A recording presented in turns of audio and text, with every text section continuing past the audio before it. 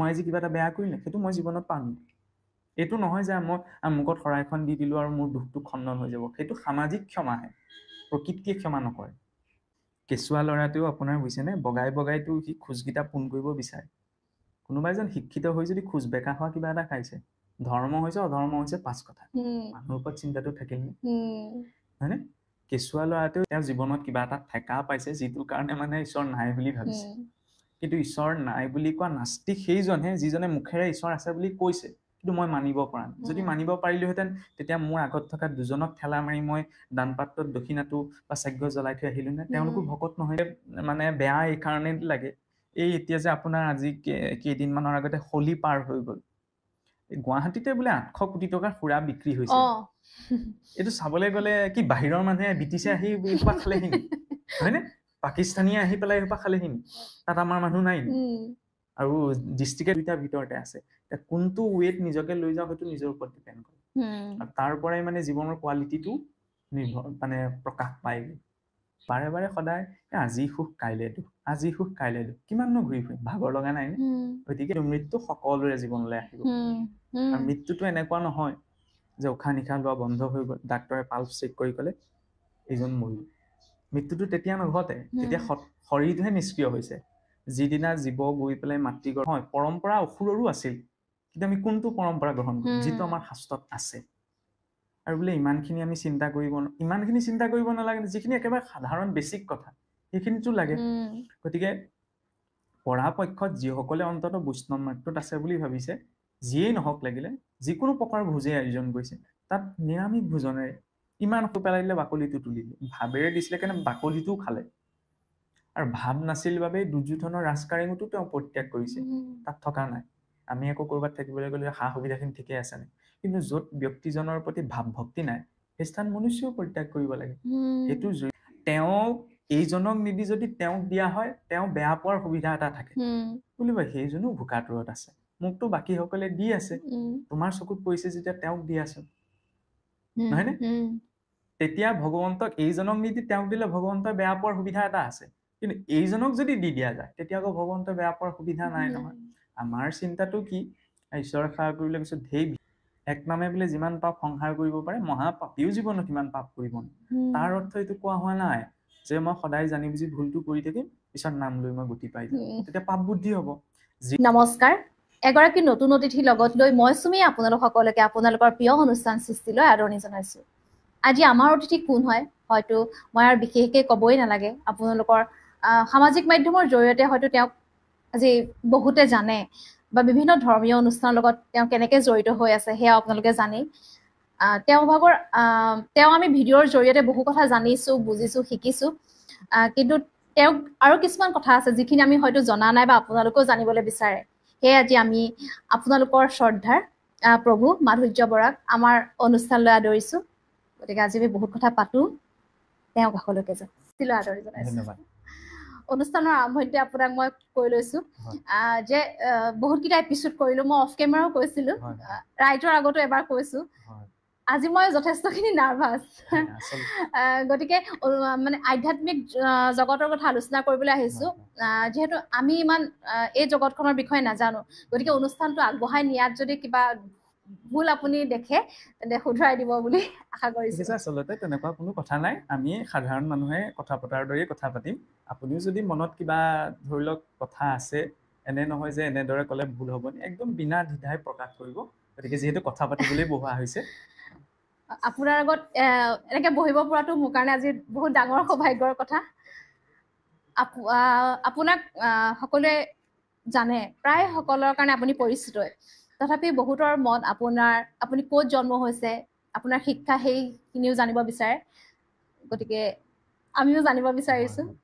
আচলতে আপুনি এইটো প্ৰকাশ কৰিছে কাৰণে মই মোৰ বিষয়ে কোৱাৰ আগতে মোৰ ফালৰ পৰা এইটো প্ৰকাশ কৰিব বিচৰা হৈছে যে আচলতে আমি যিকোনো ক্ষেত্ৰত যে মন যায় কোনোবা এজন ব্যক্তিক যেতিয়া পোৱা যায় যে ব্যক্তিজনৰ বিষয়ে জানিবলৈ, কিন্তু যিটো এতিয়া আপুনি কৈছে যে এতিয়া আধ্যাত্মিক অনুষ্ঠান, ঠিক আধ্যাত্মিকতাত এটা দৃষ্টিকোণ আছে।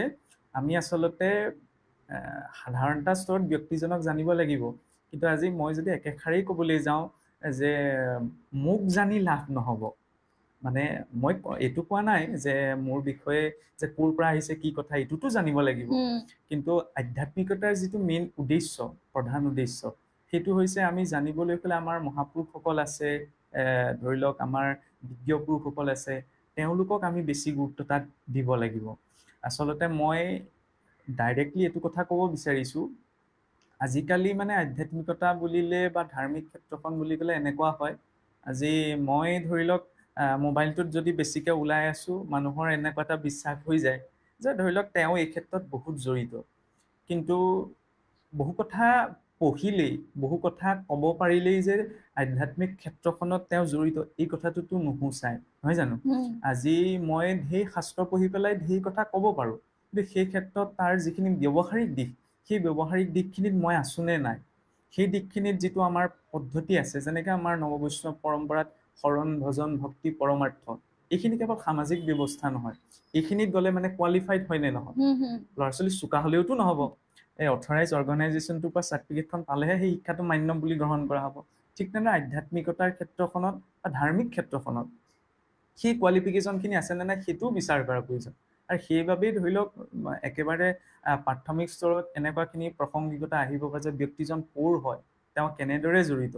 গতিকে এই ক্ষেত্ৰত যদি মই ব্যক্তিগতভাৱে মোৰ কথা ক'বলৈ যাওঁ, আৰু এইটোও নহয় যে অসমৰ ৰাইজে মোক চিনি পায়, ধৰি লওক 2-এটা অনুষ্ঠানত যিসকল ব্যক্তিক লগ পোৱা হৈছে তেওঁ চিনি পায় আৰু এইজন মাধুৰ্য বৰা বুলি।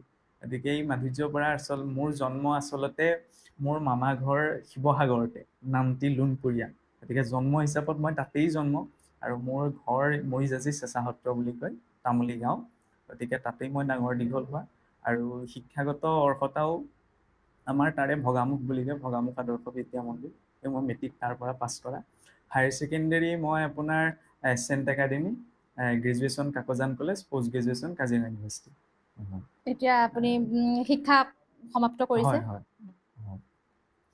যিহেতু মানে আধ্যাত্মিক কথা আলোচনা কৰিম বুলি এই মানে আমি অনুষ্ঠানটো আৰম্ভণিতে জনাইছোৱে, গতিকে প্ৰথম প্ৰশ্ন আপোনালৈ, ভগৱান আছেনে?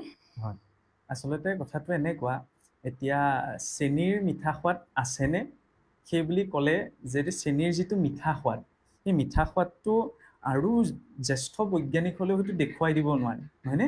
সেইটো নিজৰ অনুভৱৰ বস্তু, যেতিয়ালৈকে ব্যক্তিজনে চেনী নিজে আস্বাদন নকৰে তেতিয়ালৈকে গম পোৱা নাযায়। গতিকে ভগৱান বুলি কোৱাৰ লগে লগে বিষয়টো এনেকুৱা, বহুতে যুক্তি তৰ্কৰ আধাৰত ভগৱান আছে বুলি ধৰি লওক প্ৰতিপন্ন কৰিব বিচাৰে আৰু এনেধৰণৰ কিছুমান প্ৰমাণ দিয়ে, কিন্তু ভগৱানৰ ক্ষেত্ৰত আমি যুক্তি তৰ্কৰে নিজৰ মনটোক সান্তনাহে দিব পাৰোঁ, জানিব নোৱাৰোঁ। কিয় জানিব নোৱাৰোঁ? চেনীৰ মিঠা সোৱাদটোক আমি যুক্তি তৰ্কৰে জানিব নোৱাৰোঁ, সেইটো নিজা অনুভৱৰ বিষয়। ঠিক তেনেদৰে ভগৱান বুলি ক'লে আমি একেষাৰে যদি কয় যে ভগৱান আছে, তাৰ প্ৰমাণ কি? প্ৰমাণ আপুনি মই যে বহি কথা পাতি আছো এইটোৱে প্ৰমাণ। বাহিৰলৈ আমি চাব নালাগে, যে প্ৰথম কথা হ'ল যে আমাৰ শৰীৰটো এটা ইউনিফৰ্ম ৱেট চলি আছে, উশাহ নিশাহ নিজে লৈ থকা নাই, নহয়নে? আমাৰ ভিতৰৰ অংগবিলাকে নিৰ্দিষ্ট ক্ৰিয়াকৰম কৰি আছে। এতিয়া আমি এইটো কম নি যে এইবিলাক অট'মেটিক চলি আছে? অট'মেটিক চলি থকাটো পচিবল নহয়। আজি গৰুজনীয়ে সেউজীয়া ঘাঁহ খাইছে, ঘাঁহ খাই পেলাই গাখীৰকণ দিছে বগা, বিষ্ঠা ত্যাগ কৰোঁতে গোবৰ কোলা ৰঙৰ। মই একেবাৰে খুহুতীয়া ভাৱত কৈছোঁ, এইটো কি অট'মেটিক চলি থকা প্ৰক্ৰিয়া নেকি? গোটেই ইউনিভাৰ্চখন এটা ইউনিফৰ্ম ৱেট চলি আছে। মই সাৰ পোৱা দেৰি পৰা হ'ব পাৰোঁ, কিন্তু আকাশত সূৰ্য উদয় নিৰ্দিষ্ট সময়ত ঋতুৰ আগমন, এতিয়া লাহেকৈ বসন্তৰ আগমন, নহয়নে? প্ৰকৃতিত পৰিৱৰ্তন, এইবিলাক অট'মেটিক হৈ আছেনে? ইমান শৃংখলাবদ্ধ ৰূপত সৃষ্টিখন চলি আছে, য'ত শৃংখলাবদ্ধ নীতি নিয়ম আছে তাত নীতি নিয়মৰ নিৰ্মাতাও আছে। সেই উচ্চতম বৌদ্ধিক সত্তাটোকে আমি ভগৱান বুলি কওঁ।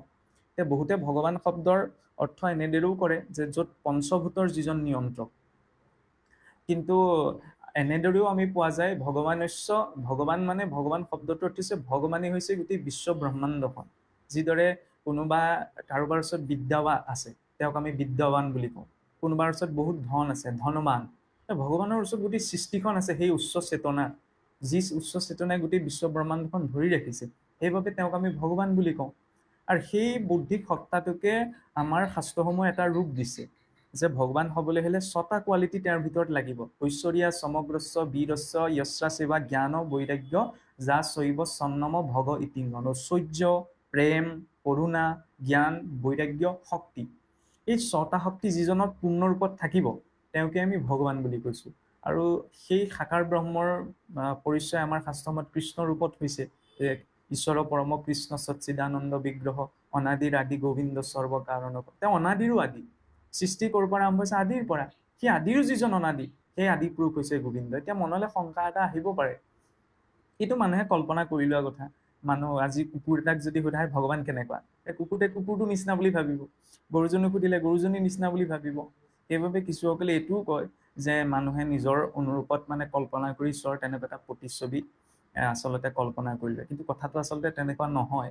সেইকাৰণেই নহয়, আমি সহজতে সমাজত কওঁ কেতিয়াবা, ধৰি লওক দেউতাকৰ নিচিনা গুণ বৈশিষ্ট্য যদি পুত্ৰৰ জৰিয়তে প্ৰকাশ পায়, আমি কওঁ নাই এই পুতেক বাপেকৰ নিচিনা হ'ল।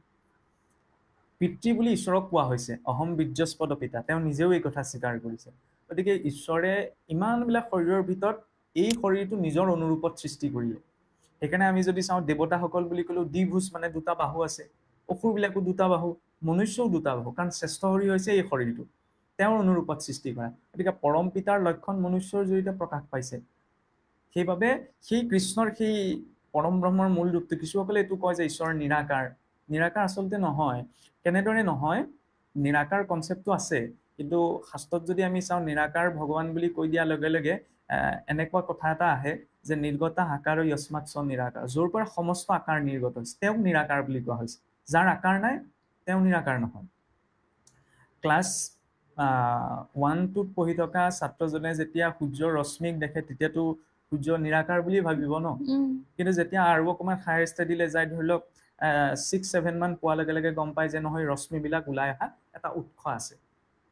সেইবাবে কোৱা হৈছে ব্ৰহ্মেতি পৰমাত্মেতি ভগৱানেতি শব্দেত, অৰ্থাৎ প্ৰথম ব্ৰহ্মৰূপত জনা যে ঈশ্বৰ নিৰাকাৰ, ৰশ্মিপুঞ্জ, জ্যোতিস্বৰূপ। ইয়াৰ পিছত যেতিয়া গম পালে যে নহয় তাৰ আকাৰ এটা আছে, পৰমাত্মাৰ ৰূপত জানিলে।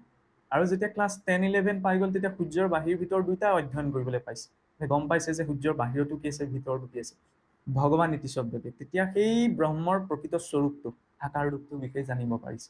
আৰু সেই ব্ৰহ্ম বস্তুৱেই গোটেই সৃষ্টিখনৰ প্ৰতিটো জড় জীৱৰ পৰা সমস্ত যত জীৱ জংগম কীট পতংগম অগণগ জগতেৰি কায়া।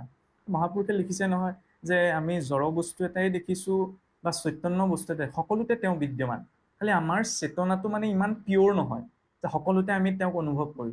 সেইকাৰণে আমি উপাসনা কৰোঁ, নিৰ্দিষ্ট এটা ফৰ্ম লাগে। যেনেকে আজি এতিয়া কথা পতাৰ বাবে আমাক বায়ুৰ মাধ্যম, মোৰ কথাখিনি আপোনাৰ কাণত, আপোনাৰ কথাখিনি মোৰ কাণত পৰিলে বায়ু আছে কাৰণে এইটো মিডিয়াম।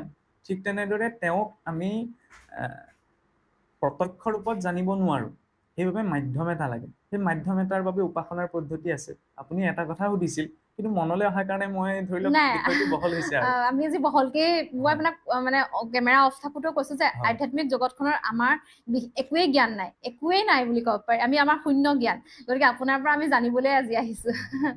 গতিকে বহল হ'লেও আমি ভালে পাওঁ। আমি আৰু এটা আপোনাৰ ব্যক্তিগত কথা সুধিম, যদি আপুনি ক'ব নিবিচাৰে তেন্তে আপুনি ক'লেও হ'ব। যিহেতু আপুনি এজন মানে উচ্চ শিক্ষাৰে শিক্ষিত এজন যুৱক, মানে এনেকুৱা সময়ত ধৰি লওক আমাৰ আজি পৃথিৱীখন ইমান ৰঙীন এখন পৃথিৱী, আপুনি সেই পৃথিৱীখনৰ পৰা আঁতৰি কিন্তু আধ্যাত্মিক জগতখনত মানে বাছি ল'লে, তাৰ কিবা কাৰণ আছে নেকি? আচলতে কথাটো এনেকুৱা, মই আচলতে আঁতৰা নাই, ইয়াতেই আছোঁ। খালি মানে এনেকুৱা লাগে, এতিয়া চাওকচোন মই কথাটো ধৰি লওক এই প্ৰশ্নটো মনলৈ কিয় আহিছে, কাৰণ সাধাৰণতে আমি ধৰ্ম আধ্যাত্মিকতা বুলি ক'লে যিবিলাক আমাৰ সমাজত নীতি নিয়ম সকাম নিকাম এনেকুৱা ধৰণৰ চলি আছে, এইবিলাকক আমি মানে প্ৰত্যক্ষ ধৰ্ম বুলি ক'লে সেইবিলাকৰ কথা মনলৈ আহে। কিন্তু একচুৱেলি চাবলৈ গ'লে সেইবিলাক কিছুমান ৰিচুৱেল পৰম্পৰা নহয় জানো, কিন্তু সেই পৰম্পৰাখিনিয়ে সৰ্বস্ব নহয়। আধ্যাত্মিকতা বুলি ক'লে আমি কি বুজো? আজি চাওকচোন যে কৈছে যে উচ্চ শিক্ষিত, আচলতে মই নিজকে উচ্চ শিক্ষিত বুলি ক'বও নোৱাৰোঁ। কাৰণ আৰু দ্বিতীয় কথাটো হ'ল কি, মই অভিজ্ঞ বুলিও ক'ব নোৱাৰোঁ, কাৰণ ইতিমধ্যে মই এজন আনুষ্ঠানিকভাৱেও ছাত্ৰ আৰু আধ্যাত্মিক ক্ষেত্ৰখনতো ছাত্ৰ। আৰু তৃতীয় কথা হ'ল কি, শিক্ষা আনুষ্ঠানিকভাৱে কাৰোবাৰ শিক্ষা শেষ হ'ব পাৰে, কিন্তু মোৰ শিক্ষা সমাপ্ত হ'ল বুলি একচুৱেলি আমি কোনেও ক'ব নোৱাৰোঁ। কাৰণ মৃত্যুৰ আগমুহূৰ্তলৈকে আমি শিকি থাকোঁ, নিজৰ অভিজ্ঞতাবিলাকৰ পৰাই হওক বা অন্য কোনো মাধ্যমৰ পৰাই হওক। আৰু আজি মই বেলেগ এইখন জগতৰ পৰা আঁতৰি থকা এইকাৰণেই নাই বুলি ক'ব নোৱাৰো, কাৰণ এইখন জগতৰ পৰাই মই কাপোৰ কানি পিন্ধিছো, এইখন জগতৰে মই খাই জীয়াই আছো, এইখন সংসাৰতে মই ঘৰ বনাই আছো। খালি কথাটো হ'ল কি যে যিদৰে পদুম ফুলপাহ বোকাতেই ফুলে, কিন্তু বোকাৰ পৰা যদি আমি আঁতৰাই দিওঁ তেতিয়াতো পদুম ফুল নুফুলে। গতিকে এইটো নহয় যে আধ্যাত্মিকতা আৰু ধাৰ্মিক হবলৈ হলে আমি সংসাৰখনৰ পৰা আঁতৰিব লাগিব। আধ্যাত্মিকতাই কি কৰে, দৃষ্টিকোণটো সলাই দিয়ে। প্ৰথম কথা, দৃষ্টিকোণটো সলনি হোৱাৰ লগে লগে কিবা এটা বস্তু চোৱাৰ, কিবা এটা বস্তু বিশ্লেষণ কৰাৰ যিটো ভাৱ, সেইটো পৰিৱৰ্তন হৈ যায়। যেনেকে ধৰি লওক একেটা পৰিস্থিতি দুজন ব্যক্তিৰ বাবে বেলেগ হ'ব পাৰে, কাৰণ এটা পৰিস্থিতি কোনোবা এজনৰ বাবে তেওঁ ভাল কৰি লৈছে কাৰণে ভাল হ'ব পাৰে, কোনোবা এজনে বেয়া পৰিস্থিতিও যদি পজিটিভকে লৈছে তেওঁ ভাল হ'ব। কথা এটা প্ৰসংগ আহে, এই ৰজা পৰীক্ষিতেই, তেওঁৰ জৰিয়তে আমি ভাগৱত পালো বুলি নাজানো জানো? ৰজা পৰীক্ষিতটো মৰিবলেহে অভিশাপ পাইছিলে, নহয় জানো? সেই অভিশাপটো যদি সাধাৰণ মানুহ এজনে পালেহেঁতেন, মই যদি আজি গম পালোহেঁতেন 7 দিনৰ পাছত মই মৰি থাকিম, তেতিয়া মোৰ কণ্ডিশ্যনটো কি হ'ল? মইতো হাই বিয়ৈ কৰি বহুত অধৈৰ্য হৈ গলোহেঁতেন। আধ্যাত্মিকতাই কি কৰে, ৰজা পৰীক্ষিতৰ জৰিয়তে সেই আধ্যাত্মিকতাত দেখুৱাইছে। তেওঁ যেতিয়া গম পাইছে যে আজি মই কৰা ভুল এটাৰ বাবে মই আজি অভিশাপ পাইছো, 7 দিনহে মই জীয়াই থাকিম, তেওঁ অধৈৰ্য হোৱা নাই। তেওঁ 7 দিনত কিদৰে মানে মুক্তি পাব পাৰি, সেইবাবে তেওঁ সেই মুক্তিৰ সন্ধান বিচাৰি গৈছে। আৰু এনে নহয় যে 7 দিন তেওঁ ভাগৱত শুনাৰ পাছত তক্ষকে যে দংশন কৰিবলৈ অভিশাপ দিছিল, তক্ষক তেওঁৰ ওচৰলৈ যোৱা নাই, তক্ষকটো গৈছে সৰ্পৰ ৰূপত, তেওঁ দংশন কৰিছে, তেতিয়াই পৰীক্ষিতে হৰি আহিছে। ওপৰে ওপৰে চাবলৈ গ'লে এনেকুৱা লাগে তেতিয়া 7 দিন হাতেদি ভাগৱত শুনি কি লাভ হ'ল? তক্ষকৰ হাততে যদি মৰিব লগা হৈছিল। পৰীক্ষিতৰ তেতিয়া মৃত্যুৰ প্ৰতি দৃষ্টিকোণটো সলনি হৈ গৈছিল, মৃত্যুটো সলনি হোৱা নাই। গতিকে জীৱনৰ পোৱা নোপোৱা এইবিলাক চব নিজৰ আমাৰ কৰ্ম সংস্কাৰ। পিতামহ ভীষ্মই হাত সাৰিব পৰা নাই, হয়নে? গতিকে ইমান মহান ঋষি মুনি সিদ্ধ পুৰুষসকলে যেতিয়া নিজৰ কৰ্মক পৰিত্যাগ কৰিব পাৰে, আমি কেনেদৰে পাৰিম? গতিকে এইটো নহয় যে আধ্যাত্মিকতাত প্ৰৱেশ কৰিবলৈ হলে আমি সংসাৰখন এৰি যাব লাগিব, সংসাৰতে থাকিব লাগিব, কিন্তু সংসাৰখনত থকাৰ, সংসাৰখনক পোৱাৰ, সংসাৰখনত আচৰণ কৰাৰ এটা সুকীয়া দৃষ্টিকোণ আধ্যাত্মিকতাই দি দিয়ে, যিটোত মানে অধিক স্পষ্টতাৰে জীৱনটোত আগবাঢ়িব পাৰি। আৰু বাছি লোৱাৰ ক্ষেত্ৰত আচলতে মই আধ্যাত্মিকতাক বাছি লোৱা নাই, আধ্যাত্মিকতাইহে মোক বাছি ললে। এইকাৰণে এই কথাটো কোৱা হৈছে। আৰু কিছুমান কথা এনেই ধৰি লওক জানি ভাল লাগে ন, আৰু কিছুমান কথা জানিবলৈ মন যায়। গতিকে যিমানলৈকে মোৰ মনত পৰে, ধৰি লওক সৰুতে বা অকণমান জনা হোৱাৰ পিছত আমাৰ আধ্যাত্মিক বা ধাৰ্মিক ক্ষেত্ৰখনৰ কিছুমান কথা জানিবলৈ মন গৈছিল, আৰু কিছুমান কথা শুনিছিলো, আৰু কেতিয়াবা এনেকুৱাও লাগে যে আমাৰ সমাজতচোন এনেকুৱা নীতি নিয়ম এটা চলি আছে, কিন্তু শাস্ত্ৰ কিছুমানতচোন এইটো বিষয়ে নাই। তেতিয়াহ'লে আমি ধৰ্মৰ শাস্ত্ৰৰ আঁৰ লৈ পেলাই সমাজতচোন ভুল কথা এটা প্ৰচলন কৰি আছো। মই ক'ব বিচৰা নাই ডাইৰেক্টলি, তেতিয়া বিতৰ্কও হ'ব পাৰে এনেকুৱা কিছুমান। তেতিয়া সেইবিলাক জানিবলৈকে মানে পোনপ্ৰথম এই যাত্ৰাটো আৰম্ভ হৈছিল বুলি ক'ব লাগিব। আৰু তেতিয়াই আচলতে শাস্ত্ৰৰ দিশবিলাকৰ সৈতে অকণমান জড়িত, সত্ৰৰ পৰিৱেশটোও পোৱা গ'ল। আৰু অনুষ্ঠানৰ সৈতে জড়িত আচলতে মই অনুষ্ঠান কৰিম বুলি এই ক্ষেত্ৰখনলৈ অহা নাছিলো। ঘটনা এটা ঘটিছিল মানে কি, মই ক'বলৈ বেয়া পাইছো গাঁৱৰ নাম উল্লেখ কৰি, মানে কিবা এটা কাৰণত লাগি গাঁওখনত মানে দুটা ফৈদ হৈ গৈছিল, দুটা ভাগ হৈ গৈছিল বছৰেকীয়া ভাওনা বা সমলৈ যাওঁতে। তাৰপৰা কিবা কাৰণত মোৰ অকণমান সম্পৰ্কীয়ও হয়। তাৰপিছত এই খবৰটো পোৱাৰ পাছত মানে ধৰি লওক মোৰ মনত তেতিয়া ক্লাছ মই 6 ঠিক 9-10 মানত আছিলো, 9 বা 10 এনেকুৱাতেই হ'ব লাগিব। তেতিয়া মানে গম পালো যে একেখন গাঁৱৰ মানুহ, একেটা বংশৰ মানুহ, একেটা নামঘৰতে দুটা ফৈদত কিয় ভাগ হৈছে। তেতিয়া মানে ভাওনা সভা পাতোতেই মোৰ মামা সম্পৰ্কীয় হয় বুলি ক'ব লাগিব, তেখেতে ক'লে বোলে তুমি এদিন আহিবাচোন। মই গ'লো, গোৱাৰ পিছত ৰাইজ থাকোতেই মানে সেইবিলাক কথাত যে লাগি থাকিলে আমাৰ ধৰ্মৰ অকণমান দুটামান কথা ক'বলৈ দিছিল। তাৰপৰা তেতিয়াই ধৰি লওক হয়তো কিছুসকল তাত ৰাইজ উপস্থিত আহিল, ভাল লাগিলে, ভাল পালে। তেতিয়াৰ পৰা আচলতে তাৰ পাছতে অনুষ্ঠান দুই এটাৰ সৈতে জড়িত হৈ বৰ্তমান এই অৱস্থা। আৰম্ভণিটো তেনেকেই হৈছিল, আৰু প্ৰৱেশ কৰাৰ ক্ষেত্ৰত সেইটোৱে জানিবলৈ ইচ্ছা কৰিহে, পিছত এনেকুৱা নহয় যে অনুষ্ঠান কৰিম বুলি মই জড়িত হোৱা। আমি মানে আমাৰ মানে অসমীয়া প্ৰায় মানুহখিনি আমি শাস্ত্ৰ ভাগৱতৰ লগতে জড়িত, তথাপিও কিন্তু আমি মূৰ্তি পূজা কৰা হয়। কিছুমান ধৰি লওক শিৱকে মানে বা হনুমানকে মানে, এই ক্ষেত্ৰত আপুনি কি ক'ব পাৰে? আচলতে কথাটো এনেকুৱা হয় যে স্কুল কলেজবিলাক সকলোৰে একেই হোৱা সম্ভৱ নহয়। আপুনি বেলেগ এখন স্কুলত পঢ়া, মই বেলেগ এখন স্কুল, শিক্ষাটোতো একেটাই নহয় জানো?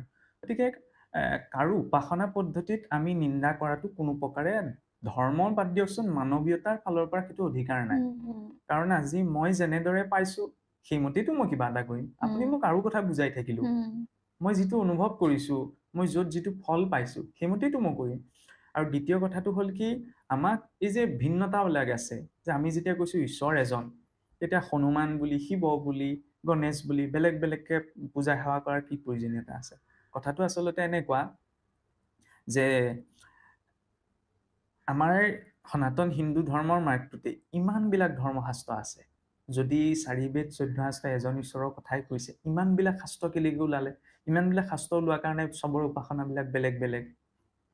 এতিয়া কথা হ'ল কি, আমি যেতিয়া ক্লাছ 10ত মানে সমাজ বিজ্ঞানৰ কিতাপখন পঢ়ো, মই অকণমান বহলাইছো আৰু সমাজ বিজ্ঞানখনত তেতিয়া আমাৰ বাবে, আজিকালি বাৰু ছেপাৰেট হ'ল নেকি, আমি পঢ়োতে মানে এনেকুৱা হৈছিল সমাজ বিজ্ঞান বুলিলে তাত আপোনাৰ বুৰঞ্জীও আছিল, ইতিহাসো আছিল, অৰ্থনীতিও আছিল, ৰাজনীতিও আছিল, গোটেইকেইটা বিষয় একেলগ হৈ আছিলে।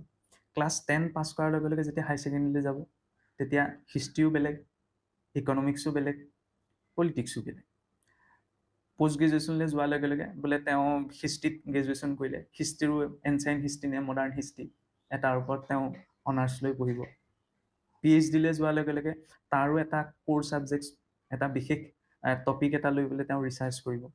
এই যে ছেপাৰেট হৈ গৈ আছে, ঠিক তেনেদৰে সনাতন হিন্দু সংস্কৃতিত চেতনাৰ প্ৰতিটো স্তৰলৈ গৈ পূৰ্বৰ মহাপুৰুষ ঋষিমুনিসকলে বহুত ডিপ ৰিচাৰ্চ কৰিলে। সেইকাৰণে প্ৰতিটো বিষয়ে বহুত ডিপ ডেছক্ৰিপশ্যন আমাৰ আছে, সেইকাৰণে ইমানবিলাক শাস্ত্ৰ। আৰু আমি হনুমান বুলি কৈছো, শিৱ বুলি কৈছো, গণেশ বুলি কৈছো, কোনোবাই দুৰ্গা বুলি কৈছে, এইবিলাক মানে পৰমাত্মা যদি এক বুলি আমি কৈ দিওঁ, তাৰ এটা নিৰ্দিষ্ট ফৰ্ম আছে, তেতিয়া মানে পৰমাত্মাৰ কোৱালিটি তাত ডিফাইন নহয়। কেনেকৈ ডিফাইন নহয়? কাৰণ পৰমাত্মা হ'বলৈ হ'লে তেওঁ মানে এবভ হ'ল বুলি কওঁ ন, অমনি প্ৰেজেণ্ট, সকলোতে আছে, তেতিয়া সৰ্বসামৰ্থ্যৱান। ভক্তজনৰ ভাৱটো যদি হনুমানৰ স্বৰূপটোত জড়িত হৈছে, তেতিয়াহ'লে তেওঁ সেই স্বৰূপটোতে কৃপা কৰিবলৈ বাধ্য। কিয় বাধ্য? কাৰণ তেওঁ ঈশ্বৰ হয়, সকলো তেওঁ কৰিব পাৰে। যিজন ভক্তই, গীতাটো ভগৱন্তই এটা কথাই কৈছে যে ইয়ে যথামাং প্ৰপদ্যন্তে তাং তথৈব মাং ভজাম্যহম। যিজন ভক্তই যি ভাৱত মোক উপাসনা কৰে সেই ৰূপতে মই প্ৰাপ্ত কৰোঁ। গতিকে কোনোবাই শিৱ ৰূপত উপাসনা কৰিছে, কোনোবাই হনুমান ৰূপত উপাসনা কৰিছে, সেইটো তেওঁৰ ব্যক্তিগত বিষয়, সেইটো শাস্ত্ৰত আছে, সেইটো অশাস্ত্ৰীয় নহয়। খালি তাৰ মাজত ছাত্ৰজন, আধ্যাত্মিকতাৰ ক্ষেত্ৰত আমি ছাত্ৰই, এই ছাত্ৰজন এইটোত কথা গুৰুত্ব এটা দিব লাগে। আজি যদি মই স্কুলখনক লৈ স্কুললৈ যাওঁ, তেতিয়া আপোনাৰ মোৰ মাজত তৰ্ক হ'ব। কেনেকৈ? মোৰ স্কুলখন বেছিকৈ ভাল, আপোনাৰখন বেছি বেয়া। আপুনি ক'ব নহয় মোৰখনে ভাল। আমাৰ অসমত প্ৰেজেণ্ট চিটুৱেশ্যন তেনেকুৱা কিছুমান হৈ আছে। কিন্তু যদি শিক্ষাটোক লৈ যোৱা হয়, শিক্ষাটোতো একেই বুজাইছে ন, কোৱা দৃষ্টিভংগীটো বেলেগ, তেতিয়াহ'লে খেলি মেলি নহয়। আপুনি যি স্কুলতে নাথাকক, মই যি স্কুলতে নাথাকোঁ। আৰু দ্বিতীয়টা উপাসনা বুলি ক'লে এনেকুৱাও বুজা যায়, পথাৰৰ মাজত গছ এজোপা থাকিলে আপুনি যি স্থানৰ পৰা আছে চিধা যেন লাগে, নহয়নে? গতিকে সকলোৰে চেতনাৰ স্তৰবিলাক বেলেগ বেলেগ। যিজন ব্যক্তি যিটো স্তৰত আছে, সেই স্তৰটোৰ পৰাই ঈশ্বৰমুখী হওক। সেইবিলাক উপাসনাৰ পদ্ধতি আছে, যাৰ য'ত আস্থা মিলিছে তেওঁ তেনেকৈ যাওক। খালি এইটো হ'ব নালাগে মই পূবত আছো, আপুনি পশ্চিমত আছে, সেইটো ঠিক নহয় নহয়, আপুনি মোৰ ওচৰলৈ আহক। আৰু ধৰ্মৰ নামত এটা ডাঙৰ সমস্যা কি, আমাৰ সনাতন হিন্দু ধৰ্মটোত কনভাৰ্টেশ্যনৰ কনচেপ্টটো নাই। আজিকালি কিছুসকলে বিকৃত কৰিছে, কিয় নাই? আমি এটা কথা বহুত ষ্ট্ৰংলি বিশ্বাস কৰোঁ, আজি মোক যিটো স্থিতি মই পাব লাগে ঈশ্বৰৰ ইচ্ছাত নিজৰ কৰ্ম সংস্কাৰ অনুকূল। মই যেতিয়া কৈছোঁ, এতিয়া ঈশ্বৰৰ ইচ্ছা নহ'লে গছৰ পাত এখিলাও লৰচৰ নহয়, হয়নে? তেতিয়া মোক ক'ত জন্ম দিব লাগে, মোক কেনেকৈ কি পোৱাব লাগে, এয়াও ঈশ্বৰৰ ইচ্ছা নহয় জানো? মই খোলাকৈ কৈছোঁ, ধৰ্ম ৰাজনীতিৰ নিচিনা নহয়। ৰাজনীতিত হয়তো কোনোবা এজন ব্যক্তি এই দলটোত থাকি কিবা এটা অসুবিধা পাইছে, ইটো দললৈ গুচি যাব। ধৰ্ম তেনেকুৱা নহয়, মোৰ মন ভাল লাগিলে কাৰণে আজি আমুকত থাকিলোঁ, কাইলৈ তালৈ গুচি গ'লোঁ, এইটো নহয়। উদ্দেশ্য যদি স্পষ্ট, যিজন ব্যক্তি যি মাৰ্গতে আছে তেওঁ পাব পাৰিব।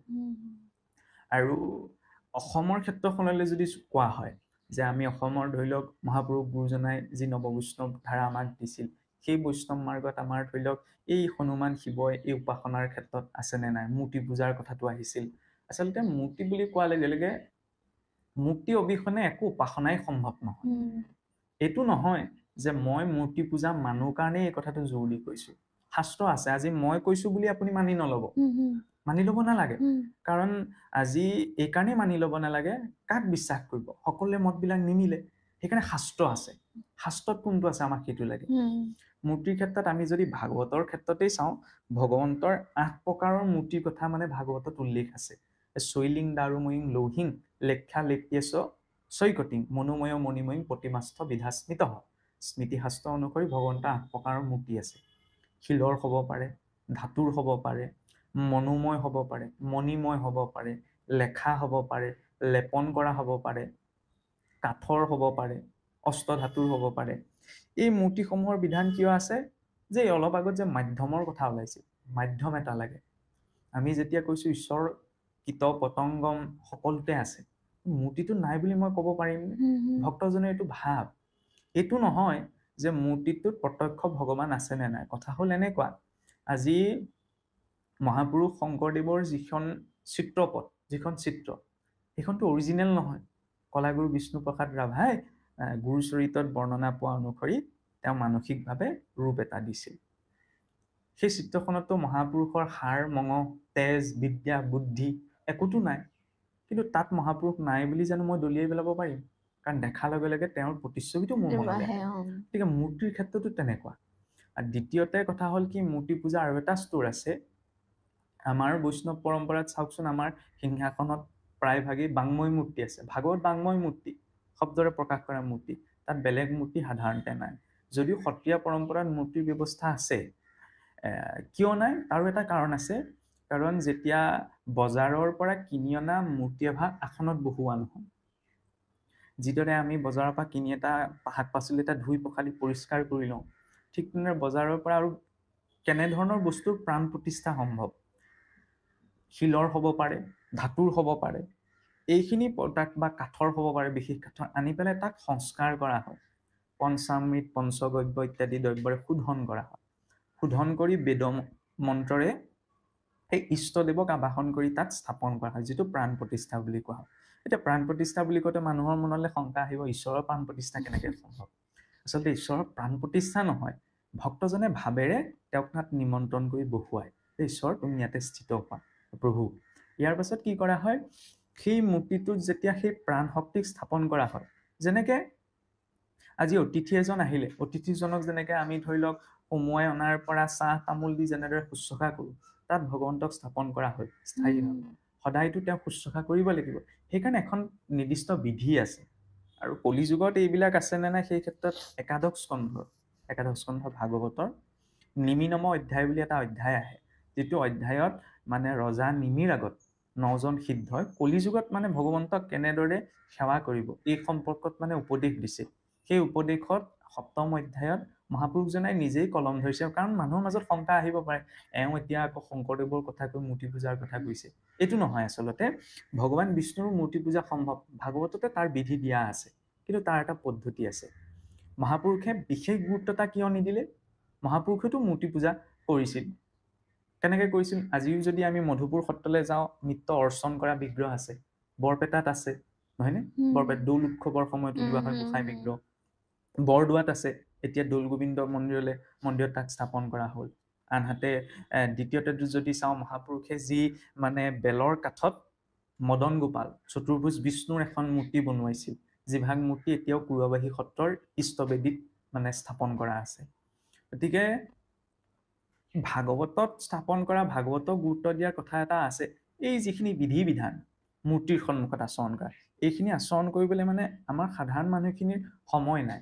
আজিৰ পৰা 500 বছৰ আগতে আমাৰ অসমৰ মানুহে ৰামকৃষ্ণক চিনি নাপায়, ৰামকৃষ্ণৰ নাম লোৱাটোৱে বহুত। গতিকে ইমানখিনি উপাসনাৰ পদ্ধতি যদি প্ৰত্যক্ষ ৰূপত দি দিয়া হয়, মানুহৰ সহজে অনীহা উপজিব। বা ধৰি লওক ইমানখিনি কৰিবলৈ সকলোৰে সময় নাই, সেইকাৰণে সহজ ৰূপত মানে বাংময় মূৰ্তিৰ ব্যৱস্থাটো কৰিল। বাংময় মূৰ্তিৰ আগত ধৰি লওক সেই বিশেষ যিখিনি পূজা অৰ্চনাৰ বিধি বিধান, সেইখিনি আচৰণ নকৰিলেও হয়। সেইকাৰণে আচলতে আমাৰ সহজ ৰূপত বাংময় মূৰ্তিৰ ব্যৱস্থা আছে। কিন্তু তাৰ অৰ্থ এইটো নহয় যে আমি ভগৱন্তৰ বেলেগ মূৰ্তিক আমি নামানো বুলি ক'ব পাৰোঁ। আৰু প্ৰশ্ন এনেকুৱাও হ'ব পাৰে যে আমাৰ মৃন্ময় মূৰ্তিৰ ব্যৱস্থা নাই। অসমৰ নৱবৈষ্ণৱ মাৰ্গত মৃন্ময় মূৰ্তিৰো ব্যৱস্থা আছে বা সেইটো আমি অমান্য কৰিছো বুলি ক'ব নোৱাৰো। কাৰণ উদাহৰণ হিচাপত দাপৰ যুগত যেতিয়া গোপীসকলে কৃষ্ণ প্ৰাপ্তিৰ অৰ্থে ঈশ্বৰক উপাসনা কৰিছিল, আমি সকলোৱে জানো দেৱী কাত্যায়নীৰ মূৰ্তি বালিত বনাইছিল, মাতৃয়ে বনাইছিল, নহয়নে? এইখিনিতে আৰু এটা শংকা গুচি আহে। অকমান আগত যিটো হনুমান শিৱৰ কথা লৈ আহিছিল যে গোপীসকলে চোন দেৱী কাত্যায়নী ব্ৰত পালন কৰিছিল, ৰুক্মিণী শৰণৰ সময়ত দেৱী ৰুক্মিণীয়ে আপোনাৰ দুৰ্গাৰ মন্দিৰলৈ গৈ সেৱা কৰিছে যে কৃষ্ণক মোক স্বামী ৰূপত লাগে। ইয়াত কি দেখুৱাইছে? এইটো কি আনৰ দেৱী সেৱা হোৱা নাই নি? যদি উদ্দেশ্যটো কৃষ্ণ প্ৰাপ্তি হয়, উপাসনাৰ ভিন্ন পদ্ধতিও তাত বিৰূপ প্ৰভাৱ পেলাব নোৱাৰে। আজি গোপীসকলে কাত্যায়নী ব্ৰত পালন কৰিছে কাৰ বাবে? কৃষ্ণ প্ৰাপ্তিৰ বাবে। সেইটো আমি আনৰ দেৱীক সেৱা কৰিছে বুলি তেওঁলোকৰ সেই ভক্তিক ভ্ৰষ্ট হৈছে বুলি ক'ব নোৱাৰো। গতিকে সেইকাৰণে অন্তৰ্দৰ্শনটো স্পষ্ট হোৱা প্ৰয়োজন। মই এইটো কোৱা নাই যে কোনোবা এজন বৈষ্ণৱে কৃষ্ণ পাবলৈ কাত্যায়নী ব্ৰত পালন কৰক, দুৰ্গা মন্দিৰলৈ যাওক, সেইটো কথা মই ক'ব বিচৰা নাই। কিন্তু উদ্দেশ্যটো স্পষ্ট হোৱা প্ৰয়োজন যে সম্পূৰ্ণৰূপত বৈষ্ণৱ মাৰ্গত থাকিও মোৰ উদ্দেশ্য কৃষ্ণৰ প্ৰাপ্তি নে সমাজত বা প্ৰাপ্তি, এইটোতো স্পষ্ট হ'ব লাগিব। বাকীখিনি মই দূৰলৈ থৈছো। সেইকাৰণে উদ্দেশ্যটো স্পষ্ট হোৱা প্ৰয়োজন। আৰু উদ্দেশ্যটো যদি স্পষ্ট হয়, উপাসনা পদ্ধতি ভিন্ন হলেও তেমেই সকলো পাব। কাৰণ আকাশাত পতিতম তোয়ম যথা গচ্ছতি সাগৰম সৰ্বদেৱ নমস্কাৰম কেশৱম প্ৰতিগচ্ছতি। ঘৰখনলৈ ল'ৰাটোৱে কিবা এটা আনিছে, ছোৱালীজনীয়ে কিবা এটা আনিছে, মিতিৰ কুটুমে কোনোবা এটা দিছে, ঘৰৰ মূল মানুহজনে পাবই, নহয়নে? খালি দিবও লাগিব, গুৰিটোক গুৰি বুলি চিনিবও লাগিব। গতিকে কথাবিলাক আচলতে তেনেকুৱা হয় যে বৈষ্ণৱ মাৰ্গত যে মূৰ্তিৰ উপাসনাৰ ব্যৱস্থা নাই এনে নহয়, আছে। কাৰণ ভাগৱতো এক প্ৰকাৰৰ মূৰ্তি। গতিকে মই ভাগৱত বাংময় মূৰ্তিতে মোৰ আস্থা আছে, ভাল কথা। কিন্তু সেইবুলি ভগৱন্তৰ বাকী মূৰ্তিক মই নিন্দা কৰিব নোৱাৰো, যিটো অনুচিত বা বৈষ্ণৱ মাৰ্গৰ পৰিপন্থী বিষয়। আপুনি মানে কথাৰ মাজতে কৈছিলে সেইটো থাকি গ'ল নেকি, মানে এতিয়া কলি যুগত আমি ভগৱানক সন্তুষ্ট কৰিবলৈ হলে কেনেদৰে মানে তেওঁক পূজা অৰ্চনা কৰিব লাগে? আচলতে কলিযুগ বুলি যদি কোৱা হয়, কলিযুগ বুলিয়ে নহয়, সত্যত এটা দাপৰ কলি, 4 যুগ। 4 যুগৰ যিকোনো সময়তে ভক্তি মাৰ্গত সদায় ঈশ্বৰ তুষ্ট হয় ভাৱত। সেইবাবে কোৱা হয় ভাৱগ্ৰাহী জনাৰ্দন। ভগৱন্তক কেনেদৰে ভগৱন্তক পূজা অৰ্চনা কৰা বিধি আছে। এটা হৈছে ভক্তি মাৰ্গত দুই প্ৰকাৰ সিদ্ধান্ত ভক্তি, এটা হৈছে প্ৰেম ভক্তি। আমি যিটো ভক্তিত আছো এইটো হৈছে সিদ্ধান্ত ভক্তি। আমি প্ৰেম ভক্তি কৰিব পৰা নাই। সিদ্ধান্ত ভক্তিত কেনেকে কৰা হয়? যেনেকে ধৰি লওক কিবা এটা বস্তু অনা হৈছে, প্ৰথমতে ভগৱন্তক নিবেদন, ধৰি লওক সকাম এটা পাতিবলৈ বুলি যে ঈশ্বৰক দিবলৈ, মই উদাহৰণ দিবলৈ কৈছো, কল চল অনা হল, ধৰি লওক ফল মূল অনা হল, আমাৰ কোৱা হয় নাখাবি দেই, শৰাইত দিব লাগিব, হয়নে? মানে প্ৰথমতে ভগৱন্তক দিব লাগিব, তাৰপিছতহে মানে এইটো সিদ্ধান্ত ভক্তি। ইয়াত মানে নীতি নিয়মৰ প্ৰতি বহুত মানে দৃষ্টি দিয়া হয়। আৰু এটা হৈছে প্ৰেম ভক্তি, যিটো আমি ক'বলৈ গ'লে ভগৱান ৰামচন্দ্ৰ যাতে ষ্ট্ৰবেৰী যে জোঠা বগৰী খাই পেলাই ভগৱন্তক দিছিল, লক্ষ্মণটো একদম ইচ্ছাই গৈছিল যে লৈ মানুহগৰাকী দিয়ে জোঠা বস্তু খাবলৈ দিছে, সেইটো সিদ্ধান্ত ভক্তি ওলোটা যে নিজে খাই পেলাই ঈশ্বৰক দিছে। কিন্তু তাত কি যুক্ত হৈছে? প্ৰেম। আমি মানে ইমান পিয়ৰ হোৱাগে নাই ঈশ্বৰৰ প্ৰতি, মানে বিশেষ প্ৰেম ভক্তি ইমান সহজে আচৰণ কৰি। আমি মানুহৰ ক্ষেত্ৰতে প্ৰেম ভাৱটো মানে স্পষ্ট হোৱা নাই, ঈশ্বৰৰ ক্ষেত্ৰত আমি সেই স্তৰটো পোৱাগে নাই। সেইকাৰণে আমি সিদ্ধান্ত ভক্তিত আছো। আৰু সিদ্ধান্ত ভক্তিটো হওক বা প্ৰেম ভক্তিতে হওক, মূল মানে আধাৰটো হৈছে ভাৱ। ভগৱন্তকো সেইকাৰণে কয় ভাৱগ্ৰাহী জনাৰ্দন। ঈশ্বৰক যে দিয়া হয় তেতিয়াহ'লে বোলে বুট মগু ধৰি লওক, ঈশ্বৰক এই আসনত সোণৰ ফুল ৰূপৰ ফুল এইবিলাক দি ইমান দামী দামী ধৰি লওক নামঘৰ মন্দিৰ বনোৱা কি প্ৰয়োজন, ঈশ্বৰে যদি ভাৱতেই তুষ্ট হয়। এতিয়া মানুহৰ এইটো ভাৱ ন, নিজৰ ধৰি লওক ভাল পোৱা ব্যক্তিজনক বা বিশেষ ব্যক্তিজনক ভালতকৈ ভাল কাপোৰযোৰ দিব, ভালতকৈ ভাল বস্তুটো দিব। গতিকে ভক্তজনৰ এইটো ভাৱ, যিমান ভাল বস্তু পাইছো প্ৰথমতে ঈশ্বৰক আমি দিম। সেইকাৰণে আচলতে এইখিনি ব্যৱস্থা। আৰু ইয়াতো কথা হ'ল কি, যিজনে দিব পৰা নাই তাতকৈ উত্তমটো নামক কৈছে ন, নামেই উত্তম যজ্ঞ, নামেই উত্তম জপ, নামেই উত্তম পূজা।